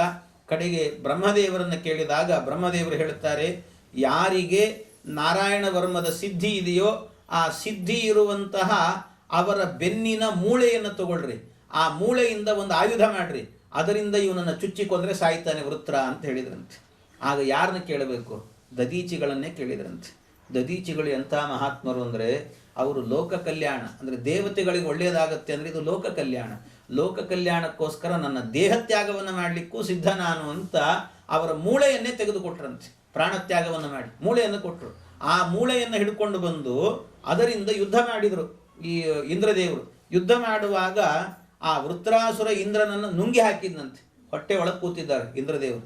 ಹೊಟ್ಟೆ ಒಳಗೆ ಕೂತಾಗ ಆ ಸಂದರ್ಭದಲ್ಲಿ ಆಗಲೇ ವೃತ್ರ ಹೇಳ್ತಾನೆ, ಈಗ ನನಗೆ ಭಗವಂತನ ನಾಮಸ್ಮರಣೆ ಬರ್ತಾ ಇದೆ, ಇಂದ್ರ ಒಳಗಿಂದಲೇನೆ ನಾರಾಯಣ ವರ್ಮವನ್ನು ಪಾರಾಯಣ ಮಾಡ್ತಾ ನನ್ನ ದೇಹವನ್ನು ಸೀಳು ಅಂತ ಹೇಳಿದ್ನಂತೆ. ಅವನು ಹರಿಭಕ್ತ. ಆದ್ದರಿಂದ ಸರಿ ಅಂತ ನಾರಾಯಣ ವರ್ಮದ ಪಾರಾಯಣ ಮಾಡ್ತಾ ಅವನ ದೇಹವನ್ನು ಸೀಳಿ ಹೊರಗೆ ಬಂದಂತೆ. ಹೀಗೆ ವೃತ್ರಾಸುರನ ಸಂಹಾರ ಆಯಿತು ಅಂತ ಹೇಳ್ತಾರೆ. ಇದರ ಮೂಲಕ ಏನು ತಿಳಿಬೇಕು ನಾವು ಅಂದರೆ, ನಿತ್ಯ ನಾರಾಯಣ ವರ್ಮವನ್ನು ಪಾರಾಯಣ ಮಾಡಿದರೆ ಈ ಮೂಳೆ ರೋಗ ಅಂತ ಕೆಲವರಿಗೆಲ್ಲ ಇರ್ತದೆ. ವಯಸ್ಸಾದ ಕಾಲಕ್ಕೆ ಕೂತ್ರು ಏಳಲಿಕ್ಕಾಗಲ್ಲ, ಎದುರು ಕೂಡ್ಲಿಕ್ಕಾಗಲ್ಲ, ಮೂಳೆ ಸೌದಿದೆ ಮಾಡಿದೆ, ಇದಕ್ಕೆಲ್ಲ ಔಷಧ ಯಾವುದು ಗೊತ್ತಾ, ನಾರಾಯಣ ವರ್ಮ ಅಂತ ಹೇಳ್ತಾರೆ. ನಾರಾಯಣ ವರ್ಮದ ಪಾರಾಯಣ ಮಾಡಿದರೆ ಇದು ದೊಡ್ಡ ಔಷಧ ಅಂತ ಹೇಳಿದ್ದಾರೆ. ಆದ್ದರಿಂದ ಅದನ್ನು ಮಾಡಬೇಕು. ಇದಕ್ಕಿನ್ನೂ ಎಷ್ಟು ಶಕ್ತಿ ಅಂದರೆ, ನಮಗೆ ಕೆಲವರಿಗೆಲ್ಲ ಏನಾಗಿರ್ತದೆ, ವಯಸ್ಸಾದ ಕಾಲಕ್ಕೆ ಮಕ್ಕಳು ದೂರಾಭಾರ ಇರ್ತಾರೆ, ದೊಡ್ಡ ಓದಿಬಿಡ್ತಾರೆ, ಈ ಸರಿಯಾದ ಕೆಲಸಗಳು ಸಿಗೋದಿಲ್ಲ, ಬೆಂಗಳೂರು ಅಥವಾ ಇನ್ನೆಲ್ಲೋ ಅಮೇರಿಕಾ ಅಲ್ಲಿ ಇಲ್ಲಿ ಹೋಗಬೇಕಾಗ್ತದೆ. ಅದಕ್ಕೇನು ಮಾಡಬೇಕು, ಇವ್ರಿಗೆ ವಯಸ್ಸಾದ ಕಾಲದಲ್ಲಿ ತಂದೆ ತಾಯಿಗಳಿಗೆ ಗಾಬರಿ ಆಗ್ತಿರ್ತದೆ, ನಮಗೆ ವಯಸ್ಸಾಗ್ತಿದೆ, ಮಕ್ಕಳು ಹತ್ತಿರದಲ್ಲಿಲ್ಲ, ಏನು ಮಾಡಬೇಕು, ಮಕ್ಕಳು ದೂರಾಭಾರ, ಅಕಸ್ಮಾತ್ ಏನಾದರೂ ಅವ್ಯವಸ್ಥೆ ಆದರೆ ನಮ್ಮ ದೇಹಕ್ಕೆ ಸಂಸ್ಕಾರ ಯಾರು ಮಾಡ್ತಾರೆ ಅಂತ ವ್ಯಥೆ ಪಡ್ತಿರ್ತಾರೆ. ಅದಕ್ಕೆ ಹೇಳ್ತಾರೆ, ಯಾರು ವ್ಯಥೆ ಪಡಬೇಡಿ, ಮಕ್ಕಳನ್ನು ನಂಬ್ತಿರೋ ಬಿಟ್ಟುಬಿಡ್ರಿ, ಮಕ್ಕಳ ಬಗ್ಗೆ ನಂಬಿಕೆ ಇಡಬೇಡಿ, ನಾರಾಯಣ ವರ್ಮದ ಬಗ್ಗೆ ನಂಬಿಕೆ ಇಡಿ ಅಂತಾರೆ. ಯಾಕೆ ಅಂದರೆ ಒಬ್ಬ ಕೌಶಿಕ ಗೋತ್ರದ ಬ್ರಾಹ್ಮಣ ಇದ್ದನಂತೆ. ಆ ಕೌಶಿಕ ಗೋತ್ರದ ಬ್ರಾಹ್ಮಣನಿಗೆ ಒಮ್ಮೆ ಏನಾಯಿತಂತೆ, ನಾರಾಯಣ ವರ್ಮದ ಸಿದ್ಧಿ ಇತ್ತು ಅವನಿಗೆ, ಆದರೆ ಅವನು ಅಕಾಲದಲ್ಲಿ ಒಂದು ಕಡೆ ಸತ್ತು ಬಿದ್ದಾಗ ಅವನ ದೇಹಕ್ಕೆ ಸಂಸ್ಕಾರ ಆಗಲಿಲ್ಲ. ಸಂಸ್ಕಾರ ಆಗದೇ ಇದ್ದಾಗ ಆ ದಾರಿಯಲ್ಲಿ ಒಬ್ಬ ಗಂಧರ್ವ ರಾಜ, ಚಿತ್ರರಥ ಎನ್ನುವ ಗಂಧರ್ವ ರಾಜ, ಅವನು ವಿಮಾನದಲ್ಲಿ ಹೋಗ್ತಿದ್ದಂತೆ. ವಿಮಾನದಲ್ಲಿ ಹೋಗುವಾಗ ಇವನ ದೇಹದ ಮೇಲೆ ಹೋದದ್ರಿಂದ ವಿಮಾನ ತಲೆ ಕೆಳಗೆ ಬಿದ್ದಂತ. ಕೆಳಗೆ ಬಿದ್ದು ಕೂಡಲೇ ಅಲ್ಲೇ ವಾಲಕಿಲ್ಯ ಅನ್ನುವ ಋಷಿಗಳಿದ್ದರು. ಅವರನ್ನು ಹೋಗಿ ಕೇಳಿದಂತೆ, ಸ್ವಾಮಿ ನಾನು ಯಾಕೆ ಕೆಳಗೆ ಬಿದ್ದಿದ್ದೀನಿ ಹೇಳಿ ಅಂತ. ಅದಕ್ಕೆ ಆ ವಾಲಕಿಲ್ಯರು ಹೇಳಿದರು, ನಾರಾಯಣ ವರ್ಮದ ಸಿದ್ಧಿ ಇರುವ ಬ್ರಾಹ್ಮಣನ ದೇಹದ ಮೇಲೆ ನೀನು ಹೋಗಿದ್ದೀ, ಆದ್ದರಿಂದ ಬಿದ್ದಿದ್ದಿ. ಏನು ಸೂಚನೆ ಇದಕ್ಕೆ ಅಂದರೆ ಅದು ನಿನಗೇ ಹೇಳ್ತಾ ಇದೆ. ಏನು ಅಂದರೆ ಆ ದೇಹವನ್ನು ತೆಗೆದುಕೊಂಡು ಹೋಗಿ ಸಂಸ್ಕಾರವನ್ನು ಮಾಡಿ ಸರಸ್ವತಿ ನದಿಯಲ್ಲಿ ಅಸ್ಥಿ ವಿಸರ್ಜನೆಯನ್ನು ಮಾಡುವಂತ. ಹೀಗೆ ಸವಾಲಕಿಲ್ಯ ವಚನಾತ್ ಅಸ್ಥೀನ್ಯಾದಾಯ ವಿಸ್ಮಿತಃ ಪ್ರಾಸ್ಯ ಪ್ರಾಚೀ ಸರಸ್ವತ್ಯಾಂ ಸ್ನಾತ್ವಾದಾಮ ಸಮನ್ವಗಾತ್. ಈ ರೀತಿ ಅವನು ಮಾಡಿದ್ದಂತೆ. ಮಾಡಿ ಆಮೇಲೆ ಪೂರ್ಣ ಭಗವಂತನ ಅನುಗ್ರಹಕ್ಕೆ ಪಾತ್ರನಾಗಿ ಹೋದ ಅಂತ. ಇದರಿಂದ ಏನು ತಿಳ್ಕೊಳ್ಬೇಕು ನಾವು ಅಂದರೆ, ಆ ಚಿತ್ರರಥ ಬಂದು ಸಂಸ್ಕಾರ ಮಾಡಿದ ಅಂದರೆ, ಚಿತ್ರರಥ ಅಂದರೆ ಬರೀ ಚಿತ್ರರಥ ಅಲ್ಲ. ಪರಮಾತ್ಮ ಗೀತೆಯಲ್ಲಿ ಹೇಳಬೇಕಾದ್ರೆ ಒಂದು ಮಾತು ಹೇಳ್ತಾನೆ, ನನ್ನ ವಿಭೂತಿ ರೂಪ ಎನ್ನುವುದು ಎಲ್ಲಿದೆ ಅಂತ ಹೇಳುವಾಗ ಗಂಧರ್ವಾಣಾಂ ಚಿತ್ರರಥ ಅಂತ ಹೇಳಿದ್ದಾನೆ. ಹಾಗಾಗಿ ಗಂಧರ್ವರಲ್ಲಿ ಚಿತ್ರರಥನಲ್ಲಿ ನನ್ನ ವಿಶೇಷವಾದಂಥ ವಿಭೂತಿ ರೂಪ ಇದೆ ಅಂತ ಹೇಳಿದ್ದಾನೆ. ಹಾಗಾಗಿ ಅಂಥ ರೂಪ ಅಂದರೆ ಪರಮಾತ್ಮನೇ ಬಂದು ಅವನ ಸಂಸ್ಕಾರವನ್ನು ಮಾಡಿ ಹೋದ ಅಂತ ಅರ್ಥ. ಆದ್ದರಿಂದ ಯಾರು ನಿತ್ಯ ನಾರಾಯಣ ವರ್ಮದ ಪಾರಾಯಣವನ್ನು ಮಾಡ್ತಾರೋ ಅಂಥವರಿಗಾಗಬೇಕಾದ್ರೆ ಅವರಿಗೆ ಮಕ್ಕಳು ಬಂದು ಸಂಸ್ಕಾರ ಮಾಡ್ತಾರೋ ಇಲ್ಲೋ ಗೊತ್ತಿಲ್ಲ, ಆದರೆ ಭಗವಂತನೇ ಬಂದು ಮಾಡಿ ಹೋಗ್ತಾನಂತೆ. ಇದು ಪರಮಾತ್ಮನ ವಿಶೇಷವಾದದ್ದು ಅನುಗ್ರಹ. ಅದರಿಂದ ನಾರಾಯಣ ವರ್ಮದ ಪಾರಾಯಣವನ್ನು ನಿತ್ಯ ನಿರಂತರ ಮಾಡ್ತಿರಬೇಕು ಅಂದರು. ಈಗ ಅವರಿಗೆಲ್ಲ ಶಕ್ತಿ ಬಂತು. ಶಕ್ತಿಯಿಂದಾಗಿ ಮತ್ತೆ ದೇವತೆಗಳೆಲ್ಲರೂ ಕೂಡ ಮೇಲೆ ಕೂತ್ಕೊಂಡಿದ್ದಾರೆ ಅಂತ ಹೇಳಿದರು.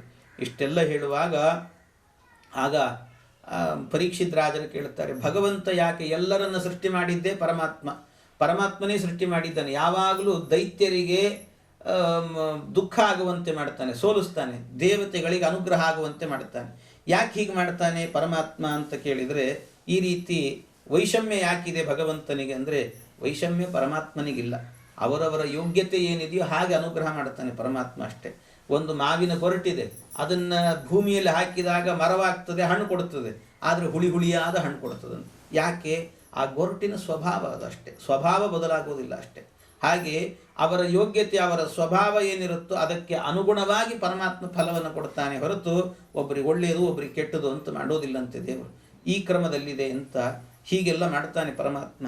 ಅದಕ್ಕೆ ಆ ರೀತಿಯ ಮಾಡಿದ್ದು ಹಿರಣ್ಯಾಕ್ಷ, ಹಿರಣ್ಯಕಶಿಪು ಅವರೆಲ್ಲರೂ ಕೂಡ ಏನು ಅಂದರೆ ಅವರವರ ಯೋಗ್ಯತೆಗೆ ತಕ್ಕಂತೆ ಫಲ ಕೊಟ್ಟಿದ್ದಾನೆ ಅಂತ ಹೇಳಿದ್ದಾರೆ. ಅವರ ಯೋಗ್ಯತೆಗೆ ತಕ್ಕಂತೆ ಫಲ ಕೊಟ್ಟಿದ್ದಾನೆ ಅಂದರೆ, ಹಾಗಾದರೆ ಹಿರಣ್ಯಾಕ್ಷನ ಸಂಹಾರ ಮಾಡಿದ್ದಾನೆ ಭಗವಂತ. ಹಾಗಾದರೆ ಹಿರಣ್ಯಕಶಿಪು ಏನಾದ, ಅವನ ಕಥೆ ಎಲ್ಲಿಗೆ ಬಂತು ಅಂದಾಗ ಆ ಹಿರಣ್ಯಕಶಿಪುವಿನ ಕಥೆ ಹೇಳ್ತಾ ಇದ್ದಾರೆ. ಹಿರಣ್ಯಕಶಿಪು ಎನ್ನುವಂಥವನು ಏನು ಮಾಡಿದ್ದಾನೆ ಅಂತ ಹೇಳಿದರೆ, ಅವನ ಸಹೋದರನನ್ನು ಕೊಂದಿದ್ದಾನೆ ಅಂತ ಸಿಟ್ಟಿನಿಂದ ಹರಿಯನ್ನು ಕೊಲ್ಲಬೇಕು ಅಂತ ತಪಸ್ಸು ಮಾಡಿದಂತೆ ಬ್ರಹ್ಮದೇವರನ್ನು ಕುರಿತು. ಎಷ್ಟು ಘೋರವಾದಂಥ ತಪಸ್ಸನ್ನು ಮಾಡಿದ, ಬಹಳ ವರ್ಷಗಳ ಕಾಲ ಮಾಡಿದ. ಹೆಬ್ಬೆಟ್ಟಿನಲ್ಲಿ ನಿಂತುಕೊಂಡಂತೆ, ಒಂದು ಕಾಲಲ್ಲಿ ಹೆಬ್ಬೆಟ್ಟಿನಲ್ಲಿ ನಿಂತುಕೊಂಡು ಜೋರು ತಪಸ್ಸು ಮಾಡಿದ. ಆ ತಪಸ್ಸನ್ನು ಮಾಡಬೇಕಾದ್ರೆ ಅವನ ಮೈ ಮೇಲೆ ಗೆದ್ದಲು ಹುಳಗಳೆಲ್ಲ ಬಂದು ಅವನ ಮಾಂಸ ತಿಂದು ಹಾಕಿತ್ತು. ಅವನ ಮೈ ಮೇಲೆ ಹುತ್ತ ಬೆಳೀತು, ಆದರೂ ತಪಸ್ಸು ನಿಲ್ಲಿಸಲಿಲ್ಲಂತೆ. ಹಾಗೆ ಘೋರವಾದ ತಪಸ್ಸು ಮಾಡ್ತಾನೇ ಇದ್ದ. ಆಮೇಲೆ ದೇವತೆಗಳೆಲ್ಲ ಹೇಳಿದರು, ಅವನ ಘೋರವಾದ ತಪಸ್ಸಿನಿಂದ ಈ ಇಡೀ ಜಗತ್ತೇ ನಾಶ ಆಗ್ತದೆ, ಆದ್ದರಿಂದ ಅವನಿಗೆ ಬೇಗ ವರ ಕೊಡ್ರಿ ಅಂತ ಹೇಳಿದಾಗ ಬ್ರಹ್ಮದೇವರು ಬಂದು ವರವನ್ನು ಕೊಡಲಿಕ್ಕೆ ಅಂತ ನಿಂತಾಗ ಅವನ ದೇಹವೇ ಇಲ್ಲ. ಆಮೇಲೆ ಅವರ ಕಮಂಡಲುವಿನ ನೀರನ್ನು ಪ್ರೋಕ್ಷಣೆ ಮಾಡಿದ್ರಂತೆ. ಮಾಡುವಾಗ ನಿಜವಾದ ದೇಹ ಬಂತು ಮತ್ತೆ ಅವನಿಗೆ. ಆ ದೇಹ ಬಂದಾಗ ಏನು ವರ ಬೇಕು ಅಂದರೆ, ಸಾವೇ ಬರಬಾರ್ದು ಅಂಥ ವರ ಕೊಡ್ರಿ ಇಂದ. ಆ ವರವನ್ನು ನಾನೂ ಕೊಡ್ಲಿಕ್ಕೆ ಬರುವುದಿಲ್ಲ, ಯಾಕೆಂದರೆ ನನಗೂ ಒಂದು ದಿವಸ ಸಾವಿದೆ ಎಂದರು ಬ್ರಹ್ಮದೇವರು. 100 ವರ್ಷ ಆಯುಷ್ಯ ನನಗೂ ಒಂದು ದಿವಸ ಸಾವಿದೆ, ಆದರೆ ನಾನಂಥ ವರ ಕೊಡ್ಲಿಕ್ಕೆ ಬರೋದಿಲ್ಲ. ಮತ್ತೆ ಏನು ಕೊಡೋದು? ಅದಕ್ಕೆ ಮತ್ತಿನ್ನೊಂದು ಕೇಳ್ತೀನಿ, ಹಾಗಾದರೆ ಏನು? ನಾಂತರ ಬಹಿರದಿವಾನಕ್ತಂ, ನನಗೆ ಹಗಲು ಸಾವು ಬರಬಾರ್ದು, ರಾತ್ರಿ ಸಾವು ಬರಬಾರ್ದು, ಒಳಗೆ ಸಾವು ಬರಬಾರ್ದು, ಹೊರಗೆ ಸಾವು ಬರಬಾರ್ದು. ಅನ್ಯಸ್ಮಾದಪಿ ಚಾಯುಧೈಹಿ, ಆಯುಧಗಳಿಂದ ಸಾವು ಬರಬಾರ್ದು ನನಗೆ. ಇನ್ನು ಅಷ್ಟೇ ಅಲ್ಲ, ಜೊತೆಗಾಗಬೇಕಾದ್ರೆ ನಾನು ಮೇಲೆ ಸಾಯಬಾರದು, ಕೆಳಗೆ ಸಾಯಬಾರ್ದು, ಮತ್ತು ನನಗೆ ನರರಿಂದ ಸಾವು ಬರಬಾರ್ದು, ಮೃಗಗಳಿಂದ ಸಾವು ಬರಬಾರ್ದು. ಹೀಗೆ ಇಂಥ ವರವನ್ನು ಕೊಡಿ ಅಂತ ಕೇಳಿದ್ರಂತೆ. ಇಂಥ ವರ ಕೊಡಿ ಅಂದಾಗ, ಎಂಥ ವರ ಕೇಳಿದೆವು ಮಾರಾಯ ಅಂತಾರೆ ಒಂದು ಸರ್ತಿ ಬ್ರಹ್ಮದೇವರು. ಎಷ್ಟು ದಿವ್ಯವಾದ ವರ ಕೇಳಿದ್ದಿ, ತಥಾಸ್ತು ಅಂದ್ರಂತೆ. ಆಯ್ತು ಕೊಡ್ತೇನೆ ಅಂತ. ಆಮೇಲೆ ಇವನು ಸರಿಯಾಗಿ ತಪಸ್ಸಿಗೆ ಹೋಗಬೇಕಾದ್ರೆ ಇವನ ಹೆಂಡತಿ ಅದು ಗರ್ಭಿಣಿ ಇದ್ದಂತೆ. ಅವಳು ಗರ್ಭಿಣಿ ಇರುವಾಗಲೇ ಆ ಕೂಸು ಬೆಳೀತಾ ಇತ್ತಲ್ಲ, ಅದನ್ನು ಇಂದ್ರದೇವರೇನು ಮಾಡಿದರು, ಕಯಾದುವನ್ನು ಅಪಹರಣ ಮಾಡಿದ್ರಂತೆ. ಯಾಕೆ? ಹುಟ್ಟಿದ ಕೂಸನ್ನು ಕೂಡಲೇ ಕೊಲ್ಲಬೇಕು ಅಂತ. ಯಾಕೆ? ದೈತ್ಯ ಹುಟ್ಟಿದ್ದಾನೆ, ಅವನಿಗೆ ಹುಟ್ಟೋನು ದೈತ್ಯ, ಆದ್ದರಿಂದ ಅವನಿಂದ ಮತ್ತೆ ಏನಾಗುತ್ತೆ, ಜಗತ್ತಿಗೆ ಕ್ಷೋಭೆ. ಆದ್ದರಿಂದ ಅವನು ಹುಟ್ಟಿದ ಕೂಡಲೇ ಕೊಲ್ಲೋಣ ಅಂತ ಆ ಕಯಾದುವನ್ನು ಕರ್ಕೊಂಡು ಹೋಗಿದ್ದ ಇಂದ್ರ. ಆದರೆ ನಾರದ ಮಹರ್ಷಿಗಳು ಹೋಗಿ ಅವರನ್ನು ನಿಲ್ಲಿಸಿದ್ರಂತೆ. ನಿಲ್ಲಿಸಿ, ಆ ಹುಟ್ಟುವ ಕೂಸು ದೈತ್ಯರಲ್ಲ, ಅವರು ಎಂಥವರು ಅಂತ ಹೇಳಿದರೆ ಮಹಾಭಾಗವತರಾಗಿರ್ತಾರೆ, ಅವರನ್ನು ಬಿಟ್ಟುಬಿಡು ಅಂತ ಹೇಳಿದಾಗ ಕರ್ಕೊಂಡು ಹೋಗಿ ನಾರದ ಮಹರ್ಷಿಗಳೇ ಅವರು ಗರ್ಭದಲ್ಲಿರುವಾಗಲೇ ಇವರೇ ಉಪದೇಶವನ್ನು ಮಾಡಿದ್ರಂತೆ. ಅನೇಕ ತತ್ವಜ್ಞಾನದ ಉಪದೇಶ ಮಾಡಿದರು. ಅದನ್ನು ಕೇಳಿಸಿಕೊಂಡು ಈ ಹಿರಣ್ಯಕಶಿಪು ತಪಸ್ಸು ಮುಗಿಸಿ ಬರೋದ್ರೊಳಗೆ ಮಗು ಹುಟ್ಟಿತ್ತು. ಆ ಹುಟ್ಟಿದ ಮಗುವಿಗೇನೆ ಪ್ರಹ್ಲಾದ ಅಂತ ಹೆಸರಿಟ್ಟರಂತೆ. ಪ್ರಹ್ಲಾದ ಎನ್ನುವ ನಾಮಕರಣ ಮಾಡಿದರು. ಅದಕ್ಕೆ 5 ವರ್ಷ ಆಗಿರಬೇಕಾದ್ರೆ ಉಪನಯನವನ್ನು ಮಾಡಿದರು. ಉಪನಯನವನ್ನು ಮಾಡಿ ಅದನ್ನು ಗುರುಕುಲಕ್ಕೆ ಹೋಗು ಅಂತ ಕಳಿಸಿಕೊಟ್ರಂತೆ. ಈ ಕಡೆಯಿಂದ ಈ ಅಯೋಗ್ಯ ಹಿರಣ್ಯಕಶಿಪು ಅವನೇನು ಮಾಡಿದಂತೆ, ಎಲ್ಲೆಲ್ಲಿ ಬ್ರಾಹ್ಮಣರ ವಟಾರ, ಎಲ್ಲೆಲ್ಲಿ ಗೋವುಗಳು ಗೋಶಾಲೆಗಳು ಅಂತಿದ್ದಾವೋ ಅದನ್ನೆಲ್ಲ ಬೆಂಕಿ ಕೊಡ್ರಿ ಅದಕ್ಕೆಲ್ಲ ಅಂತ ಹೇಳಿದ್ನಂತೆ. ಬ್ರಾಹ್ಮಣರ ವಟಾರಕ್ಕೆಲ್ಲ ಬೆಂಕಿ ಕೊಡ್ರಿ. ಯಾಕೆ ಅಂದರೆ ಹರಿ ಸಿಗ್ತಾ ಇಲ್ಲ ಅವನಿಗೆ. ಹರಿ ಹುಡುಕಿದ್ರೂ ಸಿಗ್ತಾ ಇಲ್ಲ. ಹರಿ ಎಲ್ಲಿರ್ತಾನೆ ಅಂದರೆ ಗೋಬ್ರಾಹ್ಮಣ ಹಿತಾಯಚ ಅಂದುಕೊಂಡು ಬ್ರಾಹ್ಮಣರಲ್ಲಿ ಗೋವುಗಳಲ್ಲಿ ಇರ್ತಾನೆ. ಆದ್ದರಿಂದ ಅವರನ್ನೆಲ್ಲ ಕೊಲ್ರಿ ಅಂತ ಹೇಳಿದ್ನಂತೆ. ಇಷ್ಟೆಲ್ಲ ಆಜ್ಞೆ ಮಾಡಿದ್ದ. ಈ ಕಡೆ ಇವನನ್ನು ತನಗೆ ಬೇಕಾದ ಪಾಠಶಾಲೆಗೆ ಕಳಿಸಿದ್ನಂತೆ. ಆ ಪಾಠಶಾಲೆಗೆ ಕಳಿಸಿದಾಗ ಅದು ಶುಕ್ರಾಚಾರ್ಯರ ಮಕ್ಕಳ ಪಾಠಶಾಲೆ. ಅದು ಅಂದರೆ ಷಂಡಾಮರ್ಕ ಅಂತ ಇಬ್ಬರು ಇದ್ದರು. ಆ ಷಂಡಾಮರ್ಕರ ಪಾಠಶಾಲೆ ಅಂತೆ. ಆ ಪಾಠಶಾಲೆಯಲ್ಲಿ ಓದ್ತಾ ಇದ್ದರಂತೆ.